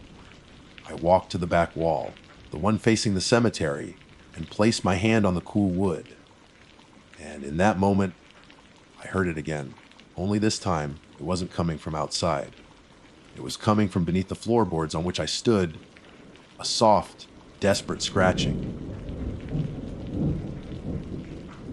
My name is Dr. Galen Croft. To my academic peers and the handful of students who sit through my upper-level seminars, I am a historian. My dissertation focused on the socio-economic impact of early colonial settlements on indigenous populations. A respectable, if somewhat dry, field of study. But my passion, the work that truly consumes my waking hours and haunts my dreams, lies in a far less reputable discipline, the dark folklore of the Americas. I chase the whispers and campfire stories that history books are too proud to print. I document the local legends that cling to old towns like stubborn moss, tales of curses, creatures, and the unquiet dead. It is this passion that led me to the Allegheny National Forest in northern Warren County, Pennsylvania, and to the story of Alan Ketlaw. The Ketlaw tale is not one you'll find in any official county record, but it persists in the generational memory of the region with a chilling tenacity. Alan Ketlaw was, by all accounts, a man who cultivated animosity. He lived in the mid-1800s, a hermit who had claimed a patch of wilderness for himself, far from the nascent communities that were just beginning to carve a life out of the dense forests. He was described as gaunt and cruel, with a temper as foul as the stagnant water that pooled on his property. He was accused of petty thefts, of cursing livestock, and of an unsettling habit of watching families from the tree line with eyes that locals swore held no light. He was, in short, a man the world seemed eager to forget. In the autumn of 1858, Ketlaw gave them a reason. His suicide was an act of profound violence, a gruesome spectacle that I will not detail here, but suffice it to say it was an act designed to leave a scar on the land and the minds of those who found him. But here, the story takes its first supernatural turn. The community, though relieved by his death, was now faced with a problem. No one wanted his corrupted body tainting their family plots or churchyards. His pine coffin, hastily constructed, sat for 3 days in the back of a wagon outside the general store, a silent, grim rebuke to the living. Finally, a farmer named Silas Miller, either out of a flicker of Christian duty or simply to be rid of the problem, offered a solution. He would bury Ketlaw on a worthless, rocky plot of land he owned deep in the woods, a place that would eventually be swallowed by the expanding national forest. The burial party was small, just Sela's and 2 hired hands. They dug a grave, but the ground was hard and filled with stones, and their work was slow and shallow. As they wrestled the coffin into the meager trench, a sound echoed from the dense canopy around them. It was not the wind, nor the call of an animal. It was a voice, low and mournful, a groan that seemed to rise from the very soil itself. And it spoke 3 words, "Dig it deeper." Terrified, the men did not heed the warning. They threw the dirt back over the coffin as fast as they could and fled the woods, vowing never to speak of it again. Of course, they did speak of it. The story became a local ghost story, a warning to children who strayed too far into the woods. The grave was never marked and its location was lost to time. For me, this was an irresistible puzzle, a disembodied voice at a burial. It was a classic element of haunting folklore. I spent months in the county archives, cross referencing old property maps of Silas Miller's land with modern topographical surveys of the Allegheny National Forest. I found a potential location, a small, unnaturally flat clearing on a ridge that matched the vague descriptions from Miller's journal. It was remote, miles from any marked trail, a place that had likely not seen a human footprint in a century. 2 days ago, I made the hike. The forest was beautiful in a way that felt ancient and intimidating. The air grew still and heavy as I left the trail, the usual chorus of birds and insects fading into an oppressive silence. By late afternoon, I found it. The clearing was just as the map suggested, a small circle where the trees seemed to keep a respectful distance. In the center was a shallow, rectangular depression in the earth, barely visible beneath a carpet of moss and fallen leaves. It was the perfect size for a coffin. My heart pounded with a mix of academic excitement and primal fear. This was it. I set up my small, one-man tent at the edge of the clearing, facing the sunken earth. My equipment is sophisticated. Not just a simple digital recorder, but a parabolic microphone and an EMF meter. I am a historian, but I believe in documenting phenomena with the best tools available. I wanted to capture that voice. The first night was uneventful. The forest remained eerily quiet, and my equipment registered nothing but the sighing of the wind. I felt a pang of disappointment, the familiar anticlimax of a professional ghost hunter, but last night was different. The temperature dropped, and a thick fog rolled in, blanketing the clearing in a damp, gray shroud. I sat in my tent, monitoring the audio feed through my headphones, the silence stretching for hours. I must have dozed off because I was jolted awake by a burst of static in my ears. I ripped the headphones off, my heart hammering against my ribs. The clearing was pitch black outside my tent. I fumbled to check the recording, rewinding the last few minutes. I hit play. First, there was only the low hiss of the equipment. Then, through the static, a sound began to form. It was a whisper, but it had a texture, a grating quality like stones grinding together. It was a sound that carried an impossible weight of age and dirt and rot. And as I strained to listen, leaning closer to the speaker in the suffocating confines of my tent, the whisper coalesced into words, the same 3 words that Silas Miller and his men had heard over 160 years ago. Dig it deeper. Sleep was an impossibility. I spent the remainder of the night huddled in my sleeping bag, the cold fabric a poor shield against the profound chill that had nothing to do with the temperature. Every creak of a branch, every rustle of leaves outside the thin nylon wall of my tent sent a fresh spike of adrenaline through my system. I replayed the recording a dozen times, each time the gravelly whisper of "dig it deeper," scraping against my nerves like a serrated blade. It was undeniable. The phenomenon was real. The academic in me was ecstatic. I had captured concrete evidence of a classic auditory haunting. The human in me wanted to pack my gear in the dead of night and run until my lungs burned and the forest was just a dark memory behind me. Dawn arrived not as a gentle reprieve, but as a slow, gray dilution of the oppressive darkness. The fog lingered, clinging to the ground and weaving through the trees, muffling the world in a blanket of silence. My professional curiosity, bolstered by the light of day, however faint, eventually won out over my fear. I crawled out of my tent, my movements stiff and cautious. The clearing looked the same, a placid, mossy circle of earth. The shallow depression, Ketlaw's grave, seemed to be waiting. The voice had given me an instruction. A demand. Dig it deeper. The thought was ludicrous, a flagrant violation of every academic and ethical principle I held. My purpose was to observe and document, not to desecrate a grave, no matter how old or maligned. And yet, the question gnawed at me. Why? Why did the voice want the grave to be deeper? Was it a warning? A plea? Was Ketlaw's spirit tormented by its shallow resting place, or was something else at play? Was something trying to keep him in? I decided on a compromise. I wouldn't excavate, not in the true sense, but I had to investigate the ground itself. I retrieved a small geological hand trowel and a set of soil sample bags from my pack. My official rationale was to test the soil composition, to see if there was any anomalous material or reason the ground would be so difficult to dig. My unofficial reason was that I simply had to touch it. I had to know. I knelt beside the sunken rectangle of earth. The air was unnaturally still and cold. As the metal tip of my trowel broke the surface of the moss and soil, a change occurred. It was subtle, but unmistakable. The silence I had grown accustomed to was broken. From deep within the woods that surrounded the clearing, a bird began to sing. But it was no cheerful melody. It was a single, repetitive, discordant note, a frantic, grating chirp that went on and on without pause. It sounded like an alarm. I tried to ignore it, focusing on my work. The soil was just as the legend described it, dense, rocky, and stubborn. I scraped away the first few inches of topsoil and loam. Just below, my trowel scraped against something hard. Not a rock. The sound was a dull, hollow thunk. My breath caught in my throat.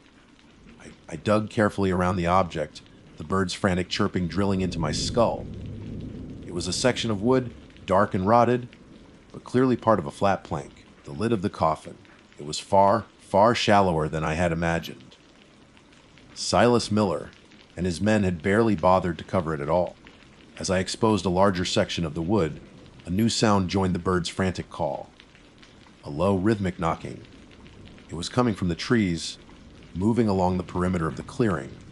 Knock. Knock. It sounded like someone striking a hollow tree with a heavy stick, a slow, deliberate beat.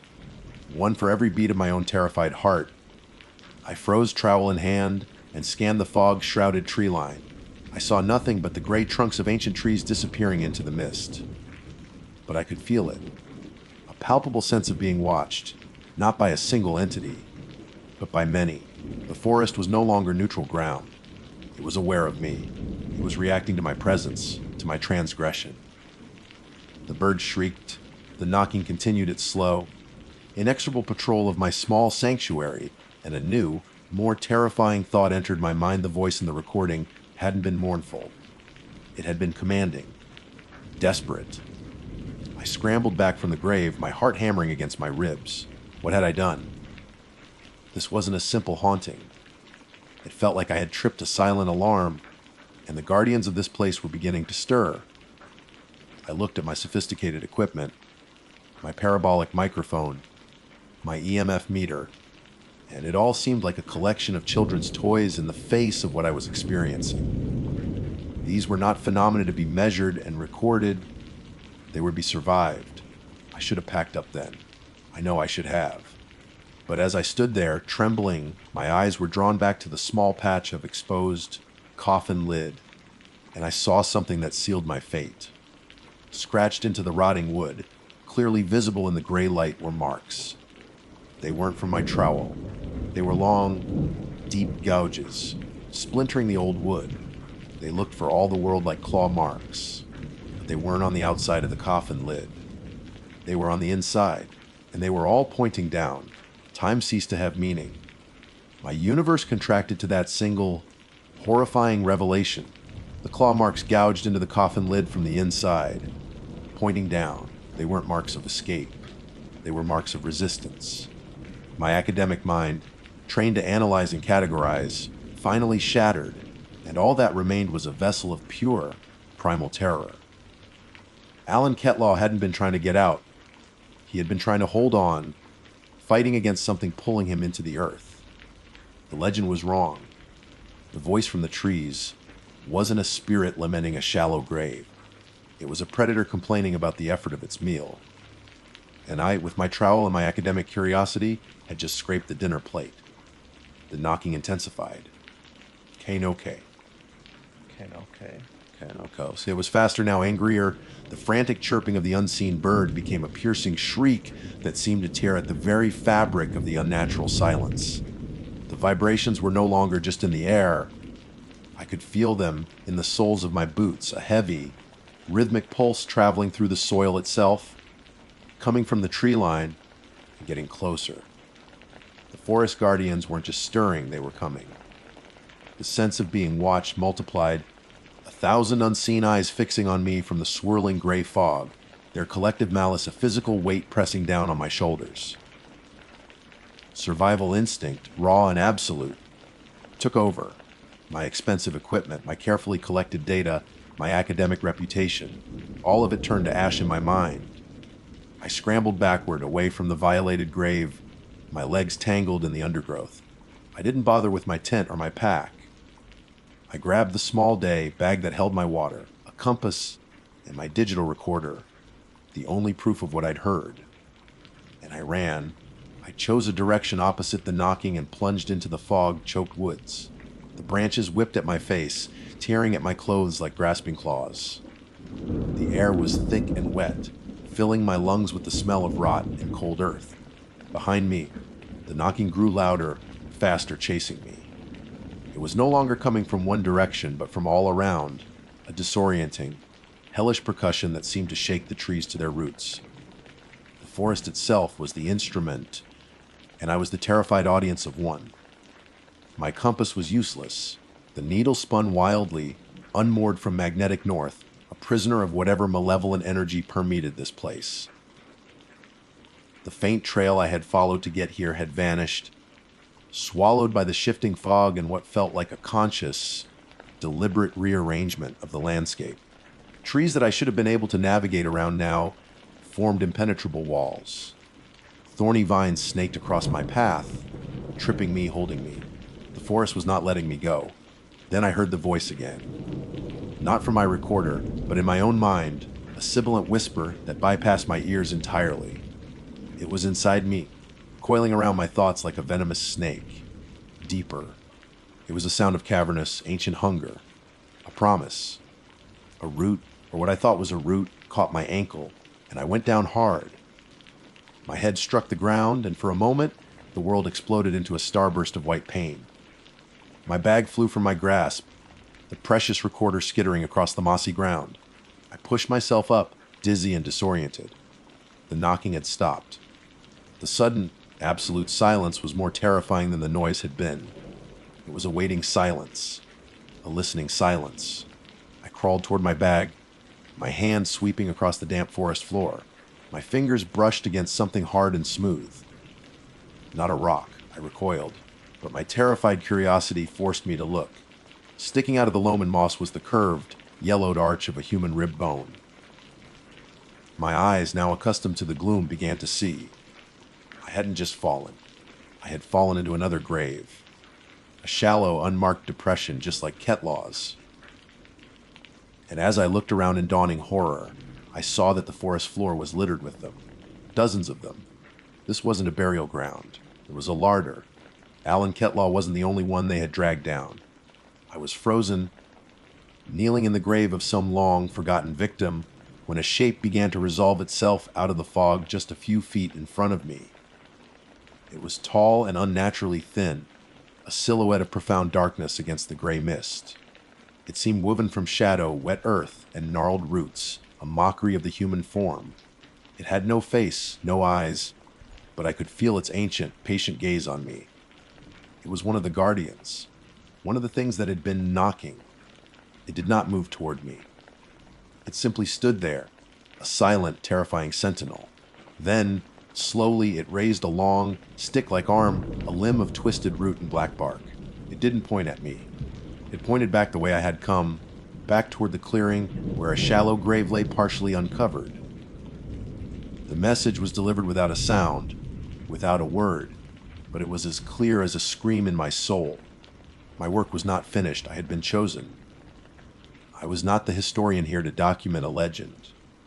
I was the new groundskeeper, conscripted by the ancient, hungry things in the woods, and my first task was to go back and dig. My name is Dr. Thiago Alves. I hold a PhD in botany from Cornell, and my life's work, my obsession, if I'm being honest, is the study of relict species. These are populations of organisms that were once widespread, but now persist in small, isolated pockets, living fossils that offer a glimpse into a bygone geological age. My career is built on a foundation of empirical evidence, peer-reviewed papers, and the unshakable conviction that the world, while full of wonders, operates on a set of logical, explainable principles. That is why I always regarded the local folklore with a certain academic amusement. Specifically, the collected tales of Henry W. Shoemaker, a prolific folklorist and diplomat from the early 20th century. His work is a colorful tapestry of Pennsylvania's ghost stories and legends, chief among them the tale of the Lost Valley of the Susquehannocks. According to Shoemaker, hidden somewhere in the vast wilderness of what is now Sproul State Forest, there exists a deep, isolated ravine that time forgot. It's a place supposedly teeming with flora and fauna long considered extinct.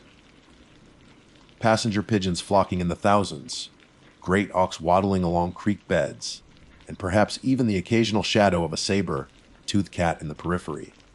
The valley's supposed guardian was a figure as mythical as its inhabitants, a spectral woman named Hazel Hawk. Shoemaker's accounts paint her as the first white settler to stumble upon the valley in the 18th century. She was a recluse and a naturalist who, upon her death, became its eternal protector, warding off intruders with an unseen but palpable presence. For a scientist, it's romantic fiction. It's the kind of story you tell around a campfire, not the kind you cite in a research paper. The alleged sightings of extinct animals are easily explained by misidentification. The spectral guardian is a personification of that feeling every hiker gets, that sense of being watched in the deep woods. I had dismissed it all as such, yet the seed of the legend, watered by my own passion for lost worlds, had taken root in a corner of my mind. My official reason for venturing into the Sproul State Forest 2 weeks ago was entirely professional. I was following up on a credible tip regarding a potential new subspecies of the pink lady's slipper orchid, Cypripedium McCall. My grant money depended on tangible results, not on chasing ghost stories. For 3 days, my expedition was frustratingly mundane. I hiked established trails, meticulously cataloging the common species I encountered, the dense canopy of hemlock and oak offering nothing more than what was expected. The forest was beautiful, but it was ordinary. It was on the 4th day that things changed. I had ventured off trail, guided by my GPS and topographical maps, into a region near Lick Run, the area most associated with Shoemaker's legend. I was navigating a steep, boulder-strewn hillside when I saw it. It wasn't a deer path or a drainage channel. It was a trail faint but distinct, beaten into the earth by the passage of something over countless years. It wasn't on my government-issued maps, nor on the more detailed satellite imagery I had studied for weeks. It was a thread leading into the unknown, plunging directly into a narrow, shadowed ravine that the maps depicted as nearly impassable. Against my better judgment, a thrill, part professional curiosity, part the pull of that old, silly legend, made me take the path. The descent was immediate and sharp. The temperature dropped by at least 15 degrees, the air growing still and heavy, thick with the smell of damp earth, decaying wood, and something else, a clean, almost floral scent like ozone after a thunderstorm. The familiar sounds of the forest, the chatter of squirrels, the distant call of a blue jay, faded away, replaced by a profound silence that seemed to press in on me. And then I started to notice the plants. As a botanist, I am intimately familiar with the flora of the Appalachian Mountains. What I saw here was wrong. The ferns that lined the trail were the first anomaly. Their fronds were arranged in perfect, almost mathematical spirals, like a Fibonacci sequence rendered in chlorophyll. Mosses clinging to the rocks pulsed with a soft, internal bioluminescence, a cold, pale green light that was clearly visible in the deepening gloom. The trees were the most unsettling. Their bark wasn't the rough, familiar texture of oak or maple. It was smooth and segmented, overlapping in a way that looked disturbingly like reptile scales. I stopped, pulling out my camera and field kit, my scientific mind racing to find an explanation. A unique microclimate, perhaps. A localized mineral deposit causing genetic mutations. I took samples, my hands trembling slightly. Every principle of botany, of evolutionary biology, told me that these plants should not exist. They felt ancient, predating the very families and orders I had spent my life studying. It was while I was carefully placing a glowing moss sample into a specimen bag that I first felt it. A prickling sensation on the back of my neck. The unmistakable, visceral feeling of being watched.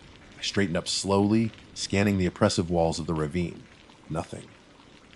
Just the dark, alien trees and the unnaturally silent air. I told myself it was a bear, a bobcat, my own nerves fraying in this strange environment. But it didn't feel like an animal. An animal feels like a predator or prey. This felt like an intelligence. It was patient, ancient, and deeply, deeply protective. It was the feeling of being an intruder, a virus in a pristine system. The feeling of being judged. I packed my kit, my heart hammering against my ribs. For the first time in my professional life, I was utterly terrified, not of a physical threat, but of the dawning realization that the romantic fiction I had so easily dismissed might be terrifyingly, impossibly real. And I was standing right in the middle of it. Fear is a primal instinct, but curiosity is a uniquely human affliction, and for a man like me, it is a terminal disease. Every nerve in my body screamed at me to turn back, to scramble up the ravine wall and run until the unnerving silence was replaced by the familiar sounds of a world I understood. But my scientific mind, though shaken, was already working, formulating hypotheses, an undiscovered ecosystem sealed off for millennia, a pocket of geothermal activity creating a unique evolutionary crucible. The discovery would redefine modern biology. It would be my life's legacy. The fear was real, but the potential for discovery was a siren's call I was constitutionally incapable of resisting. With a deep, shuddering breath that did little to calm my racing heart, I pushed deeper into the valley. The further I walked, the more the principles of botany as I knew them dissolved. Towering, fungi-like structures rose from the ground, their caps fanning out in delicate, lattice-like patterns that emitted a soft, pulsating amber light. Vines thick as my arm and covered in the same reptilian bark as the trees coiled around everything, and I noticed that their movements were not entirely passive. They seemed to slowly, almost imperceptibly, shift and reposition themselves as I passed. I felt less like a hiker on a trail and more like a microbe being observed on a petri dish. My camera became my shield. I documented everything, my running commentary into my audio recorder, a desperate attempt to impose order on the impossible. Specimen 4A, a species of arboreal vine, appears to exhibit slow motility. Bark is segmented, cool to the touch. No visible root system. My voice sounded thin, a tiny pinprick of human logic in a vast, ancient wilderness. That's when I heard it. Breaking the oppressive silence was a sound that was both utterly alien and vaguely familiar. It was a bird call, a series of liquid, cooing notes that echoed strangely in the dense air. It was unlike any bird song I had ever heard cataloged in North America. Driven by an instinct I no longer trusted, I moved toward the sound, pushing through giant spiral ferns that left a fine, iridescent powder on my clothes. I emerged into a small clearing, and what I saw there broke my mind. Flitting between the scaled trees was a flock of birds. Their slender bodies, blue, gray backs, and reddish, pink breasts were unmistakable. They moved not as individuals, but as a single, fluid entity, a living river flowing through the air. They were passenger pigeons. Ectopus migratorius, a species declared extinct in 1914. My first thought was delusion, hypoxia from the strange atmosphere, a stress-induced hallucination. I raised my camera, my hands shaking so violently I could barely focus. I needed proof. I needed to capture this impossibility, to tether it to the real world. As I filmed, one of the birds landed on a low, hanging branch not 20 feet from me. It looked at me with a dark, intelligent eye, and in that moment, all my rationalizations crumbled into dust. It was real. Henry Shoemaker's romantic fiction was standing right in front of me, cooing softly. A sudden, chilling draft snaked through the clearing. The temperature plummeted further, and my breath plumed in front of me. From the deeper parts of the ravine, a thick, white fog began to roll in. It wasn't a natural mist, it was dense, opaque, and moved with an unnatural speed, swallowing the landscape. Within a minute, Visibility was reduced to less than 10 feet. The passenger pigeons vanished into the white void, their calls abruptly silenced. Panic, cold and sharp, seized me. I spun around to head back, but the trail was gone, consumed by the fog. I was completely, utterly lost. I shouted, my voice swallowed by the thick, sound-dampening blanket of white. The feeling of being watched returned, but it was different now. It was no longer a passive observation. I felt a pressure, a sense of will in the air around me. The fog wasn't just a weather phenomenon, it was a tool. I was being herded, guided. I stumbled blindly, my arms outstretched, crashing into trees I couldn't see, the glowing mosses now just faint, blurry smudges in the oppressive whiteness. I had no idea if I was being led toward a threat or away from an exit. Both possibilities were equally terrifying. After what felt like an eternity of disoriented stumbling, my foot caught on something and I fell forward, landing on a patch of soft, yielding moss. As I pushed myself up, I realized the fog was slightly thinner here. Before me, nestled in a small hollow, was a structure. It wasn't a cabin, or a tent, or any man-made shelter I could name. It was a low, dome-shaped dwelling, perhaps 8 feet in diameter, woven seamlessly from the living, scaled branches of the surrounding trees. The roof was thatched with the large, spiraling ferns, and the whole structure blended so perfectly with its environment that I would have missed it entirely without the fog parting. It looked as if the forest itself had been coaxed into growing a home. A profound sense of trespass washed over me. This wasn't an ancient ruin. This was a place of current habitation.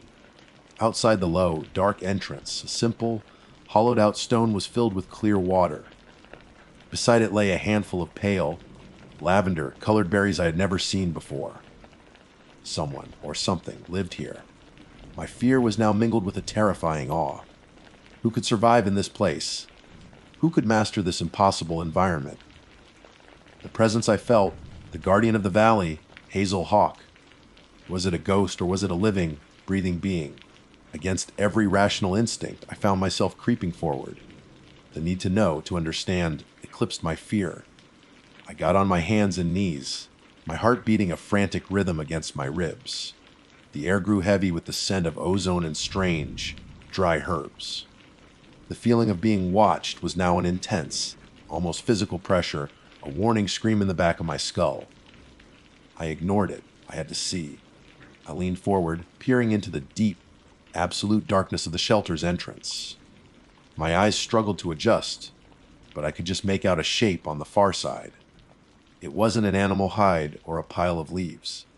It was something geometric, something that glinted faintly as a sliver of light from a glowing moss caught its edge. Smep, the sound of a heavy twig breaking directly behind me, was like a gunshot in the silent fog. I froze, every muscle in my body tensed. I wasn't alone anymore. Time itself seemed to freeze in that single sharp snap. Every rational thought, every scientific hypothesis evaporated, leaving behind only the cold, hard certainty of a cornered animal. Slowly, with a reluctance that made every joint ache, I pushed myself up from my hands and knees and turned to face my doom. It was not a bear, nor was it a phantom. Standing there in the swirling, ethereal fog was a woman. She was tall and lean, with long, stark white hair braided with what looked like the shimmering, reptilian vines of the valley. Her face was a mask of wrinkles and hard-won wisdom, her skin tanned and weathered like old leather. But her eyes were the most startling feature.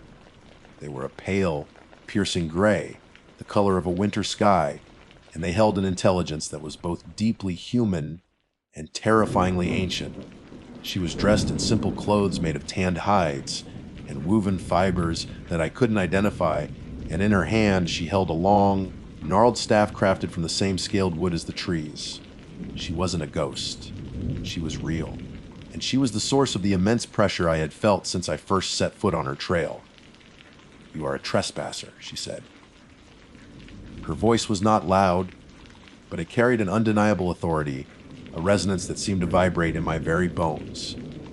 Her English was archaic, the vowels long and the consonants clipped like a recording from a century past. You bring your metal and your glass eyes. You seek to steal the pieces of this place. My own voice was a pathetic croak. Who are you? A thin, humorless smile touched her lips. The name they gave me in your stories is Hazel Hawk. It is as good a name as any. My mind reeled. That's impossible. Hazel Hawk died 200 years ago. Did she? The woman countered, her gaze unwavering. Your world measures time in heartbeats and turning pages. This valley measures it in the slow growth of a stone, the patient unfurling of a fern. Time is different here. Or perhaps, she added, taking a step closer, I am simply a daughter, and my mother was a daughter, and so on, each tasked with the same sacred duty, to be the guardian. She gestured with her staff towards the impossible landscape around us. The glowing moss, the coiling vines, the spectral shapes of the giant fungi visible through the thinning fog. You see this place as a biological anomaly, she said, her gray eyes boring into me. A treasure to be cataloged and claimed. You do not understand. This is not a relic of the past. This is the world as it was meant to be. Pure. Unbroken. It is your world, the world of noise and iron and endless hunger. That is the true anomaly. A sickness that spreads. Everything she said confirmed my wildest theories, yet hearing them spoken aloud felt like a death sentence. I thought of my camera, my audio recorder, the specimens in my bag. The proof. The career-making, world-changing proof. The world needs to know. I pleaded, my scientific fervor making a desperate last stand against my terror. This discovery could teach us so much! You could learn. Learn what? She interrupted, her voice hardening. How to consume this place as you have consumed your own? Your people do not learn. They take. They would come with their machines and their roads. They would put my birds in cages and chain my trees for study. They would pave this sacred ground and sell tickets. I have seen it in the minds of others who have stumbled here over the long years. Your kind is relentless. You leave nothing pure. She took another step, and the air crackled with energy. The vines on the trees behind her began to writhe more actively. The ground beneath my feet felt as if it were vibrating. When others find this path, I guide them away, she explained, her voice dropping to a low, chilling tone. I fill their minds with fog, twist their sense of direction, and lead them back to the world they know. Most are weak of will and are easily turned, but you are different. Your curiosity is a disease. It is stronger than your fear. It drove you past my warnings, past my wards. And now you have seen the heart of this place. My hand instinctively went to the camera bag at my hip. Her eyes snapped to the movement, and her expression became one of absolute, chilling finality. You have two choices, Dr. Thiago Alves, she said, and the fact that she knew my name sent a fresh wave of ice through my veins. You may leave your metal things, your recorded memories, and your scientific ambition here. You may stay and become part of the valley. You will live a long life. You will eat the lavender berries and drink the pure water, and you will learn the true language of the world. You will be silent. You will be a guardian alongside me. And the second choice. I whispered, though I already knew the answer. There is no second choice, she said softly. There is only the first choice, or the consequences of refusing it. No one leaves this valley with its secrets. The valley itself will not allow it. And in that moment, I made my deadly mistake. I chose the world I knew. I chose my ambition. I chose myself. I turned and ran. It wasn't a simple flight. The forest came alive against me. Vines I had seen move slowly now whipped through the air like living lassos, snagging at my ankles. The ground, once firm, became a sucking mire, trying to pull me down with every step. The perfect, spiraling ferns released clouds of their iridescent powder, a disorienting, choking dust that filled my lungs and clouded my vision. The fog, which had thinned, now rushed back in with a vengeance, a suffocating white wall that erased the world. I could hear her voice, not with my ears but inside my head, full of an ancient, sorrowful power. The valley provides and the valley protects. The valley claims what it is owed. I fell tangled in a thicket of the scaled vines. They coiled around my legs. My arms, my chest, pulling me down against the glowing moss. They weren't trying to crush me. They were simply holding me, absorbing me back into the earth. As the last of my strength ebbed away, I looked up through the swirling fog and saw her face one last time. Her pale eyes filled not with malice, but with a profound and terrible pity. My camera was crushed beneath me, my recording silenced forever. My final thought was not of science or discovery, but of a simple, devastating truth. I was a trespasser, a disease, and the ancient, living world had finally activated its immune system. My name is Atlas. It's a name I chose for myself, one that felt more fitting for my particular line of work than the one I was given at birth. By trade, I suppose you could call me an urban explorer, but that label feels too clean, too modern. It conjures images of YouTubers with GoPros strapped to their chests, shouting catchphrases into the echoing dark. My interests are more specific, more historical. I am a preservationist of forgotten sorrows, a chronicler of decay. A rural ruin explorer is closer to the mark. I seek out the places that society has abandoned, the buildings that have been left to rot, and I listen to the stories they tell in their silence. For years, one location has been a dark magnet at the edge of my mental map, the Trans. Allegheny Lunatic Asylum, sitting just across the border in West Virginia. It's a Gothic stone behemoth, a monument to a bygone era of medicine that was often indistinguishable from torture. Opened in 1864, it was designed to be a sanctuary, a place of healing for 2 to 50 souls. But by the 1950s, it housed over 400 patients, crammed into spaces meant for a fraction of that number. For 130 years, its walls bore witness to unspeakable suffering, lobotomies performed with ice picks, electroshock therapy, hydrotherapy, and the simple, grinding violence of overcrowding and neglect. They say that profound pain can leave an imprint on a place, that rage and despair can soak into the very stone and timber like a stain. I came here to see if that was true. Getting in was easier than it should have been. The official tours are for tourists. They stick to the sanitized, structurally sound areas. I wanted the real asylum.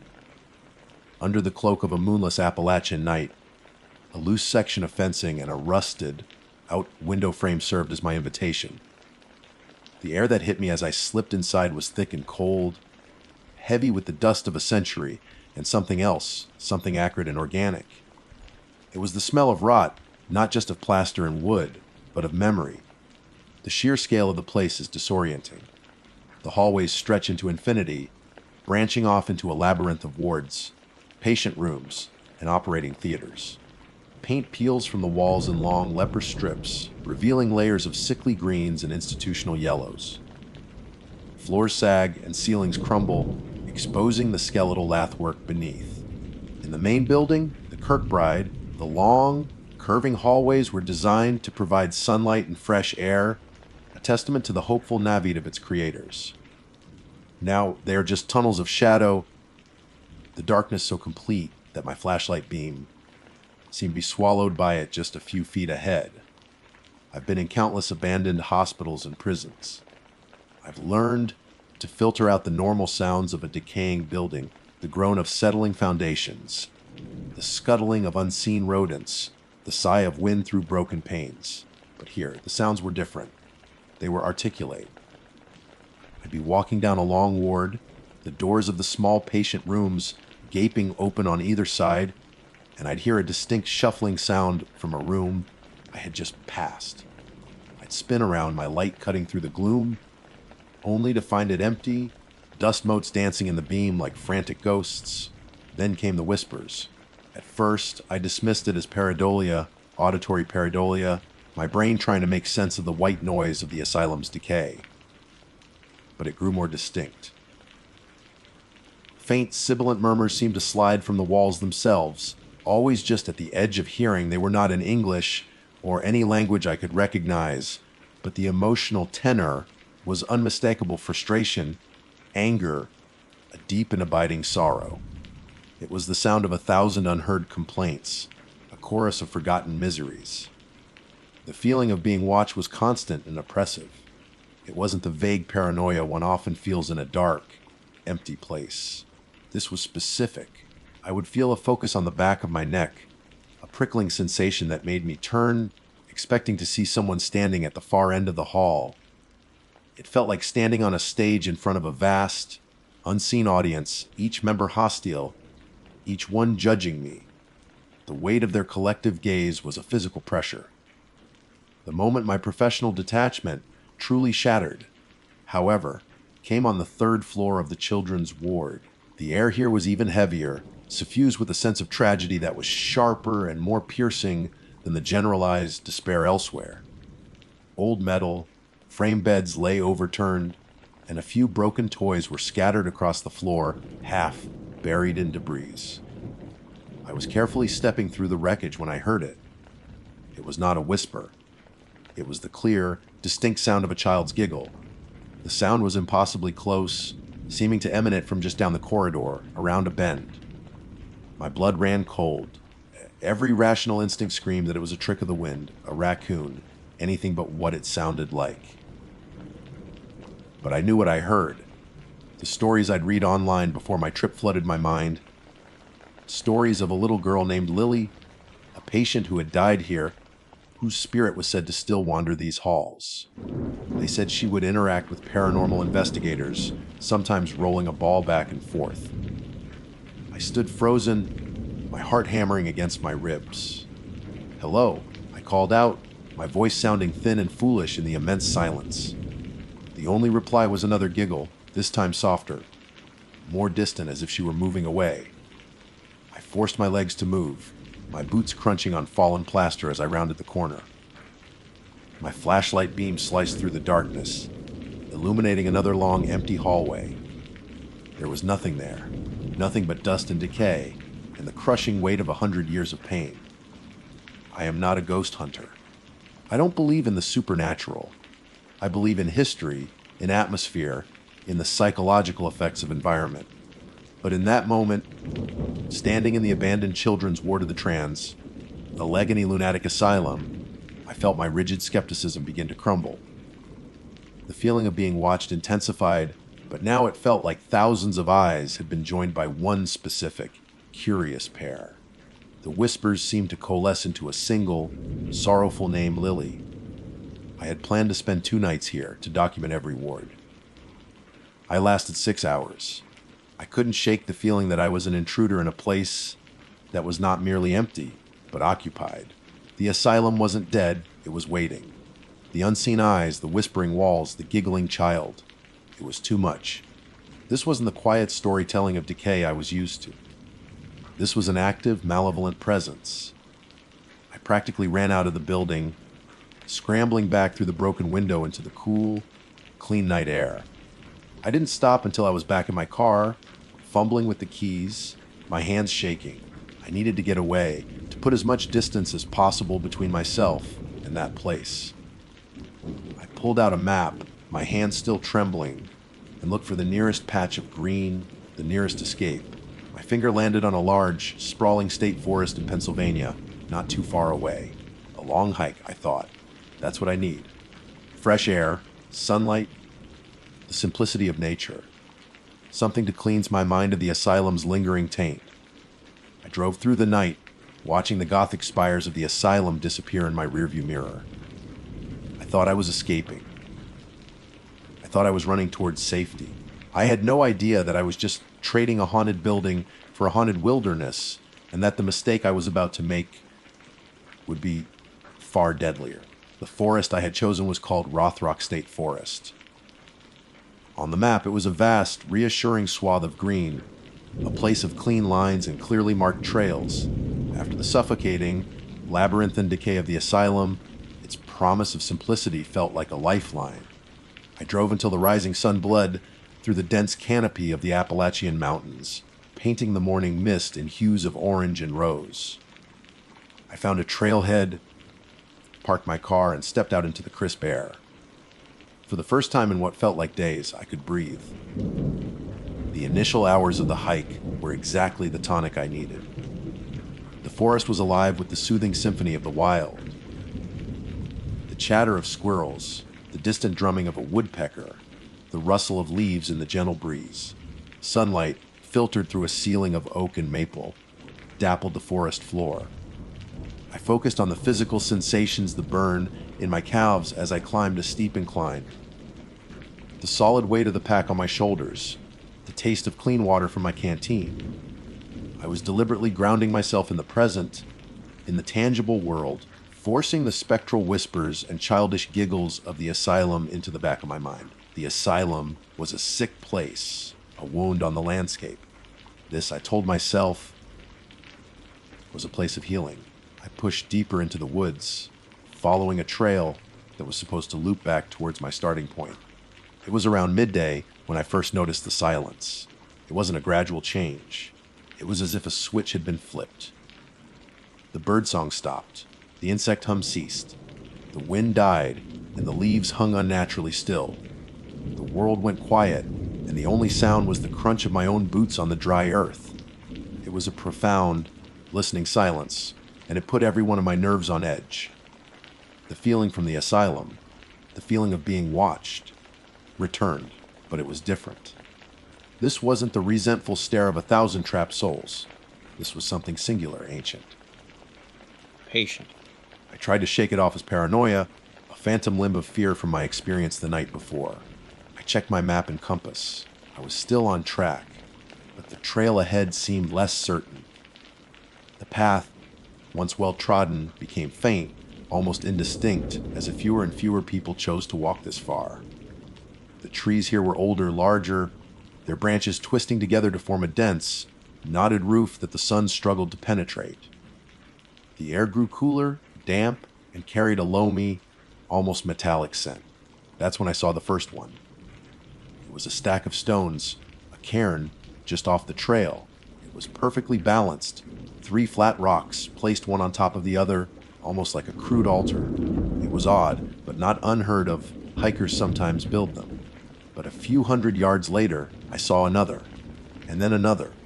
They were arranged in a loose, sprawling pattern, leading away from the marked trail and deeper into the suffocatingly silent woods. They were not trail markers. They felt like something else, warnings, or signposts to a place I was not meant to find. Against my better judgment, my curiosity, the same damn curiosity that led me to the asylum, took over. I left the trail and began following the stone markers. The forest grew darker still. The undergrowth became thick and thorny, grabbing at my clothes. The ground was soft and uneven, littered with moss, covered rocks that threatened to turn an ankle with every step. I felt a growing sense of trespass, a feeling that I was walking through a private domain. After another hour, I stumbled into a clearing. It wasn't natural. The trees had been cleared in a perfect circle, but not recently. Ancient, moss-covered stumps were all that remained, arranged like the teeth of a broken gear. In the center of the circle stood a single, massive stone, about 10 feet high, jagged and black. It wasn't native to the area. It looked like volcanic rock, and it was covered in carvings. They were not letters or any pictographs I recognized. They were complex, geometric spirals and angular symbols that seemed to writhe and shift if you stared at them for too long. My heart was pounding now. This was not a hiker's landmark. This was something else entirely, something old and forgotten.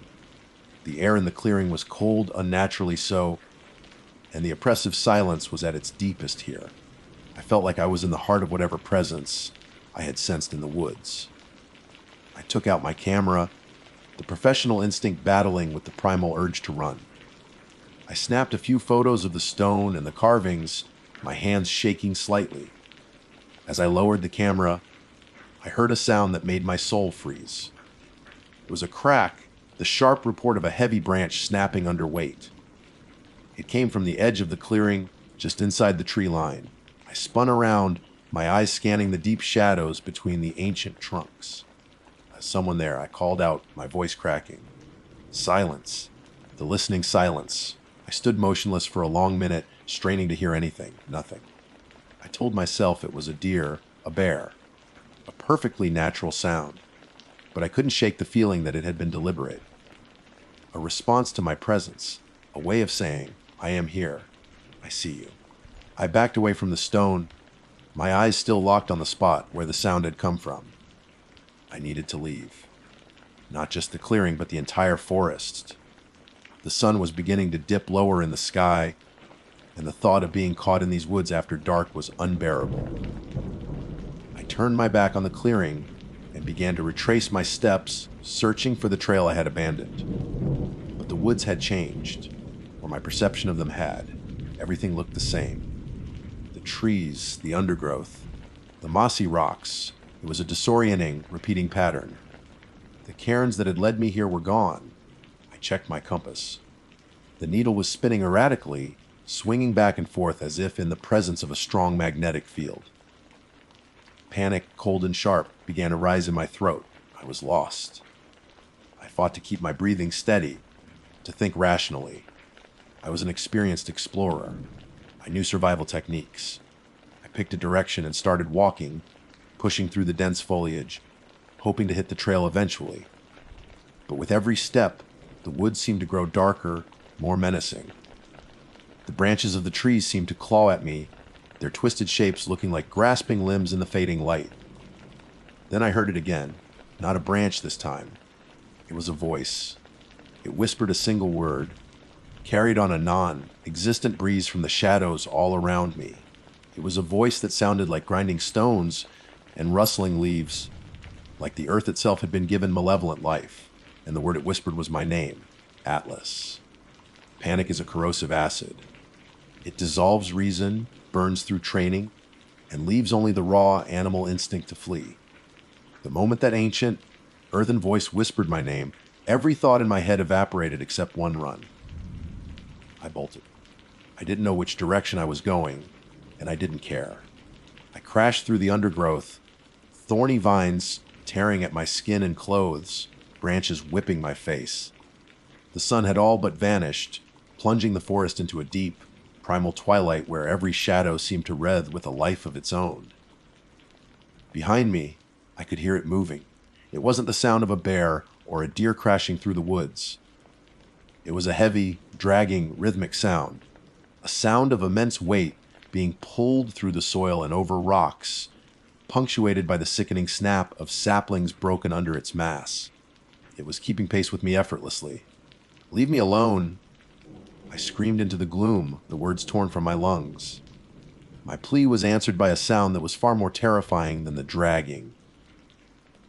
It was the giggle of a small child, the same one I'd heard in the asylum. It echoed through the trees around me, a sound of innocent mirth twisted into a promise of malice. Lily, how could she be here? The thought was insane, impossible. Was the asylum's darkness following me? Or was this ancient thing in the woods simply toying with me, plucking the fears from my mind and throwing them back at me like stones? The forest itself seemed to turn against me. Roots, thick as pythons, seemed to deliberately snake out to trip my flying feet. The ground became a treacherous soup of mud and slick, mossy rocks.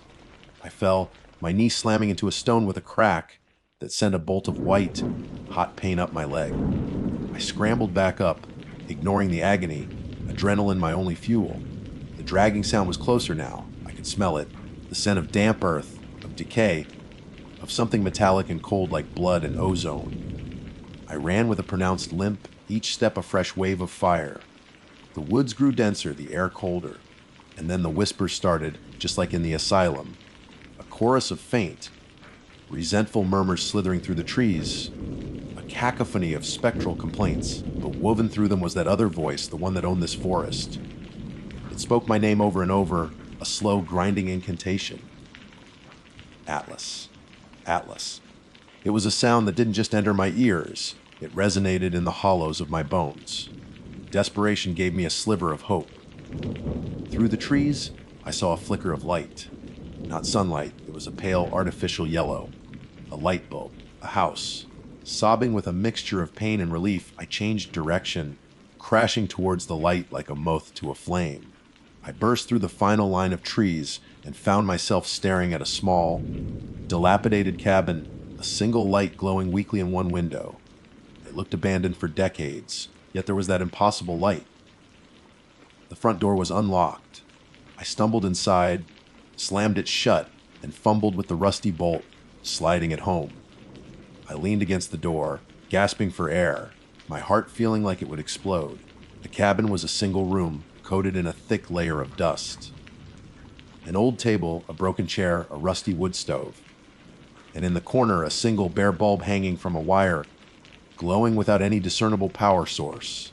The dragging sound stopped just outside the cabin. The whispers ceased. The silence that fell was absolute, heavy, and expectant. I held my breath, listening. My eyes darted to the single grimy window. I knew I shouldn't look.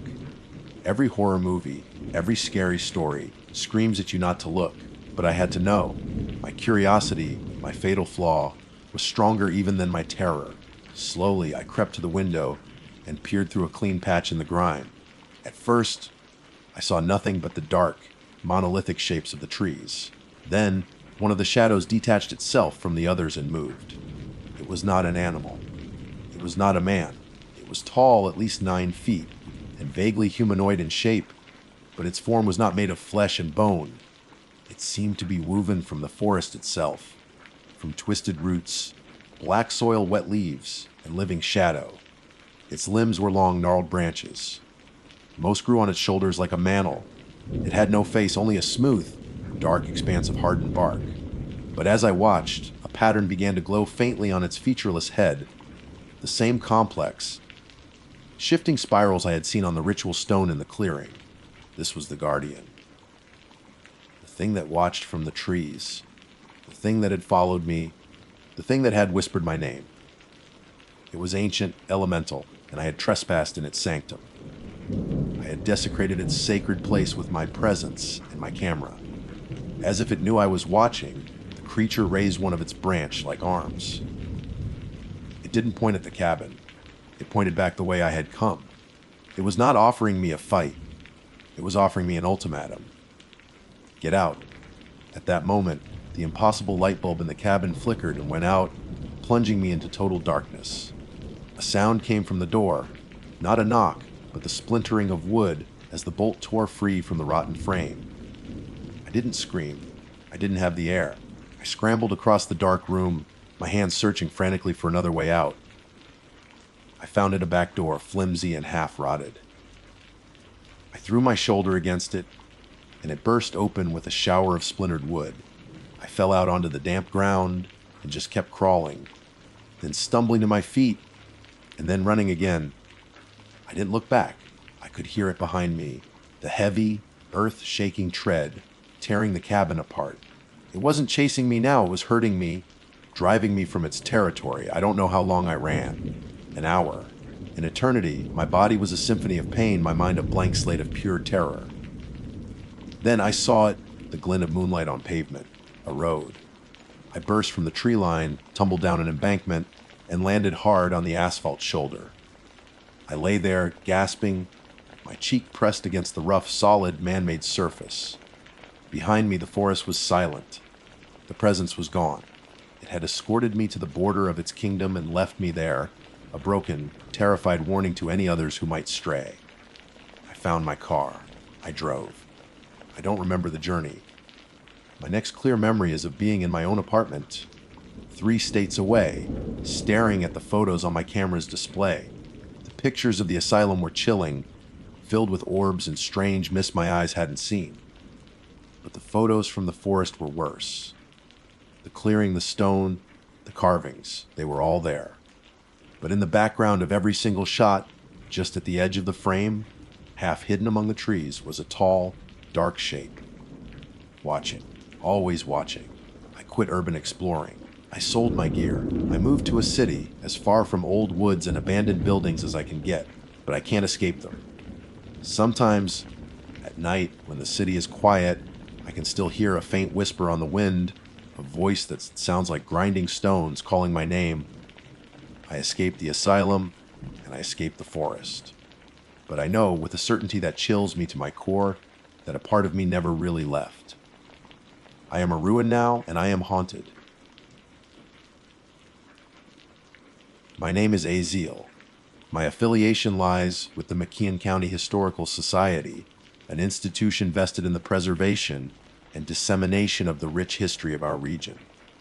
Our headquarters are located within the venerable walls of the old county jail in Smethport, Pennsylvania. The structure itself is a testament to a bygone era, its imposing facade and echoing corridors whispering tales of justice, incarceration, and the lives that intersected within its grim embrace. As a volunteer archivist for the Society, I find myself immersed daily in the tangible remnants of the past, sifting through documents, photographs, and artifacts that paint a vivid picture of McKean County's evolution. The building, with its inherent historical weight, holds a particular fascination for me, a morbid curiosity perhaps, that draws me to its shadowed corners and forgotten narratives. Among the myriad cells that line the long corridors, each with its own silent history, there is one that commands a unique and unsettling reverence, the former holding cell of Ralph Crossmeyer. His name is etched in the annals of local lore, a dark figure forever linked to a heinous crime that culminated in his execution in the very corridor outside that very cell. In the year 1893, Crossmeyer was convicted of the matricide of his own mother, a brutal act that shocked the small community and cast a long shadow over the county. The details of the crime, as recounted in yellowed newspaper clippings and court transcripts, are gruesome, painting a portrait of a disturbed individual consumed by a rage that ultimately led to tragedy. What distinguishes Crossmeyer's cell from the others is not merely the gravity of his crime, but the enduring legend that has clung to it for well over a century.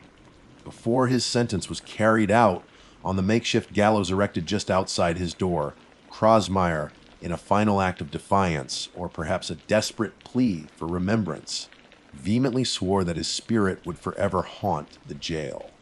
He vowed to become an unseen presence, a restless entity forever bound to the place where his life ended so violently. Over the years, this chilling pronouncement has seemingly manifested in a series of inexplicable occurrences that have become ingrained in the collective consciousness of those who have spent any significant time within the jail's walls. Even among the seasoned staff and volunteers at the Historical Society, a palpable sense of unease descends when the conversation drifts towards Crossmeyer's cell. It is invariably avoided, left untouched as much as possible, as if to disturb its stillness might somehow provoke the malevolent energy that is said to reside within. There are countless stories, whispered in hushed tones during late night archiving sessions or over shared cups of coffee in the break room, detailing strange phenomena attributed to the vengeful spirit of Ralph Crossmeyer. The most common occurrences involve the building's antiquated electrical system, which frequently exhibits erratic behavior in the vicinity of his former cell. Lights flicker without rhyme or reason, sometimes dimming to a near blackout before abruptly returning to full intensity. These electrical anomalies often seem to coincide with other unsettling events, leading many to believe they are more than mere coincidences. Beyond the flickering lights, there are tales of objects inexplicably moving within the cell itself. Volunteers tidying up the area have reported finding items rearranged from where they were last placed, books inexplicably falling from shelves, and even the distinct sound of something being dragged across the stone floor when no one is inside. My own experiences within the old jail have, for the most part, been within the realm of the explainable, the creaks and groans of an aging building, the shadows playing tricks on the eyes in the dim light. However, there was an incident just last week that has shaken my skepticism and left me with a lingering sense of unease. It was late in the evening, the silence of the jail broken only by the rhythmic tapping of my fingers on the keyboard as I diligently archived a collection of old county documents in a back office. The rest of the staff had long since departed, leaving me alone with the building's history and its purported ghosts. As I worked, a distinct sound echoed from the direction of the main corridor, the one leading to Crossmeyer's infamous cell. It was the unmistakable sound of footsteps, deliberate and measured, as if someone were slowly pacing along the cold stone floor. My initial thought was that perhaps one of the other volunteers had returned unexpectedly, but a quick check revealed that I was indeed the only person still present. The footsteps continued for a short while, their source seemingly just outside Crossmeyer's cell, before abruptly ceasing. I held my breath, listening intently, trying to rationalize what I had heard. The old building was prone to settling. I told myself the sounds could have been anything. But then I heard it. It was a distinct and chilling sound, one that sent a shiver down my spine and made the hairs on the back of my neck stand on end. It was the unmistakable sound of a lever being pulled, the kind of heavy, metallic click that belonged to a mechanism long since relegated to the history books. My mind raced, trying to make sense of it. The gallows, the very instrument of Ralph Crossmeyer's execution, had not been housed within the jail for nearly a century. It was dismantled and removed decades ago. Yet, in the dead of night, in the silence of the old jail, I had clearly heard the sound of its lever being pulled, a ghostly echo of a dark moment in the building's past. The unsettling experience with the phantom lever left an indelible mark on my mind. For days, the metallic click echoed in my thoughts, a chilling reminder of the unseen presence that seemed to lurk within the old jail's walls. While I tried to rationalize it, perhaps a trick of the acoustics, a figment of my overactive imagination fueled by local legends and late night solitude, a nagging doubt persisted. It was a feeling that the stories were more than just folklore, that there was indeed something malevolent tethered to that place, something connected to the tragic figure of Ralph Crossmeyer. Seeking a respite from the oppressive atmosphere of the jail and the persistent unease that had settled over me, I decided to embark on a solo hiking trip through the vast wilderness of Pennsylvania. I had always found solace and rejuvenation in nature, the towering trees and winding trails offering a welcome escape from the confines of everyday life. The rugged beauty of the McKean County landscape, with its dense forests and rolling hills, had long held a particular appeal. This time, however, my motivation went beyond a simple desire for fresh air and exercise. I hoped that immersing myself in the tranquility of the natural world would help to dispel the lingering shadows of the jail and quiet the disquieting whispers in my mind. My chosen destination was a section of the Allegheny National Forest, a sprawling expanse of woodland that stretched for miles, offering a sense of profound isolation and immersion in nature. I meticulously planned my route, studying maps and packing my gear with care, ensuring I had everything necessary for a multi-day trek. I informed a colleague at the Historical Society of my plans, outlining my intended itinerary and expected return date, just as a precautionary measure. While I relished the solitude of solo hiking, it was always wise to have someone aware of my whereabouts, especially in such a remote area. The initial hours of my hike were exactly what I had hoped for. The crisp autumn air was invigorating, carrying the scent of pine and damp earth. Sunlight filtered through the canopy, dappling the forest floor in shifting patterns of light and shadow. The only sounds were the crunch of my boots on the fallen leaves and the occasional chirping of birds. I felt the tension that had been gripping me gradually begin to dissipate, replaced by a sense of peace and connection with the natural world. As the day wore on, however, a subtle shift began to occur. The sounds of the forest seemed to diminish, the usual chorus of wildlife falling into an unusual silence. The air grew heavier, the sunlight becoming increasingly obscured by a thick canopy that seemed to press down on me. An inexplicable feeling of being watched began to creep into my consciousness, a prickling sensation at the back of my neck that made me turn around more frequently than usual, scanning the dense undergrowth for any sign of movement. There was nothing there, of course. Just the endless trees and the shadows that danced in my peripheral vision. I tried to dismiss the feeling as mere paranoia, the residue of my recent experience at the jail playing tricks on my senses. But the feeling persisted, a growing unease that gnawed at the edges of my newfound tranquility. As dusk began to settle, casting long, eerie shadows across the trail, I decided to make camp for the night. I found a small clearing near a trickling stream, the sound of the water a welcome presence in the otherwise silent woods. Setting up my tent was a practiced routine, and soon I had a small, secure shelter against the encroaching darkness. I built a small fire, the flickering flames casting dancing shadows on the surrounding trees, offering a meager circle of warmth and light against the vastness of the wilderness.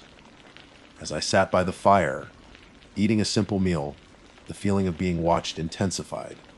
It was no longer a vague sensation, but a distinct awareness of unseen eyes upon me. The silence of the forest felt heavy, oppressive, broken only by the crackling of the fire and the frantic thumping of my own heart. Every rustle of leaves, every snap of a twig sent a jolt of adrenaline through me. Then, it was a sound that did not belong in the natural symphony of the forest.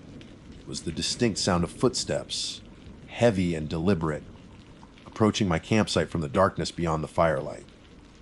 Unlike the light, random footsteps I had heard in the jail, these had a purposeful quality, a sense of intent that sent a wave of cold dread washing over me. I froze, my half-eaten meal forgotten in my lap. The fire crackled and popped, its cheerful sounds mocking the icy fear that had gripped me.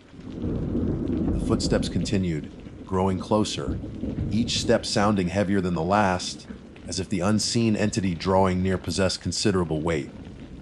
I strained my eyes, trying to pierce the darkness beyond the flickering flames, but all I could see were the dense, unyielding shapes of the trees. "Hello," I called out, my voice trembling, slightly despite my best efforts to sound calm. There was no response, only the continued approach of the heavy footsteps. Fear finally overcame my attempts at rationalization. This was not an animal. The rhythm and weight of the steps were distinctly human, yet there was a disturbing unnaturalness to them as well. I scrambled to my feet, my eyes darting around the perimeter of the campsite, searching for any sign of the source of the sound. The footsteps stopped just at the edge of the firelight, the darkness beyond seeming to coalesce into a solid, impenetrable wall. I could feel a presence there, something unseen but undeniably real, watching me from the shadows. The silence stretched, thick and suffocating, broken only by the sound of my own ragged breathing. Then a new sound emerged from the darkness, a soft, rasping sound, like something heavy being dragged across the forest floor. The sound grew louder, closer, and a primal terror seized me. Whatever was out there was large, unseen, and moving towards me. This was no chance encounter with a fellow hiker. This was something else, something sinister. My hiking trip in Pennsylvania had indeed become a deadly mistake. The sound of something heavy dragging itself through the undergrowth sent a wave of pure, unadulterated terror coursing through my veins. My mind screamed for me to run, to flee into the darkness, but my feet felt rooted to the spot, my body paralyzed by a primal fear I had never before experienced. The firelight danced erratically, casting grotesque shadows that seemed to writhe and twist in the periphery, amplifying the sense of dread that enveloped me. Slowly, agonizingly slowly, a shape began to emerge from the darkness at the edge of the firelight. It was large, far larger than any animal I could readily identify, and its form was indistinct, shrouded in shadow, and partially obscured by the surrounding foliage. But there was a definite presence, a hulking silhouette that seemed to defy the natural shapes of the forest. The rasping, dragging sound continued, and I realized with growing horror that whatever this thing was, it was moving closer. I finally managed to break free from my paralysis, stumbling backward, away from the encroaching darkness.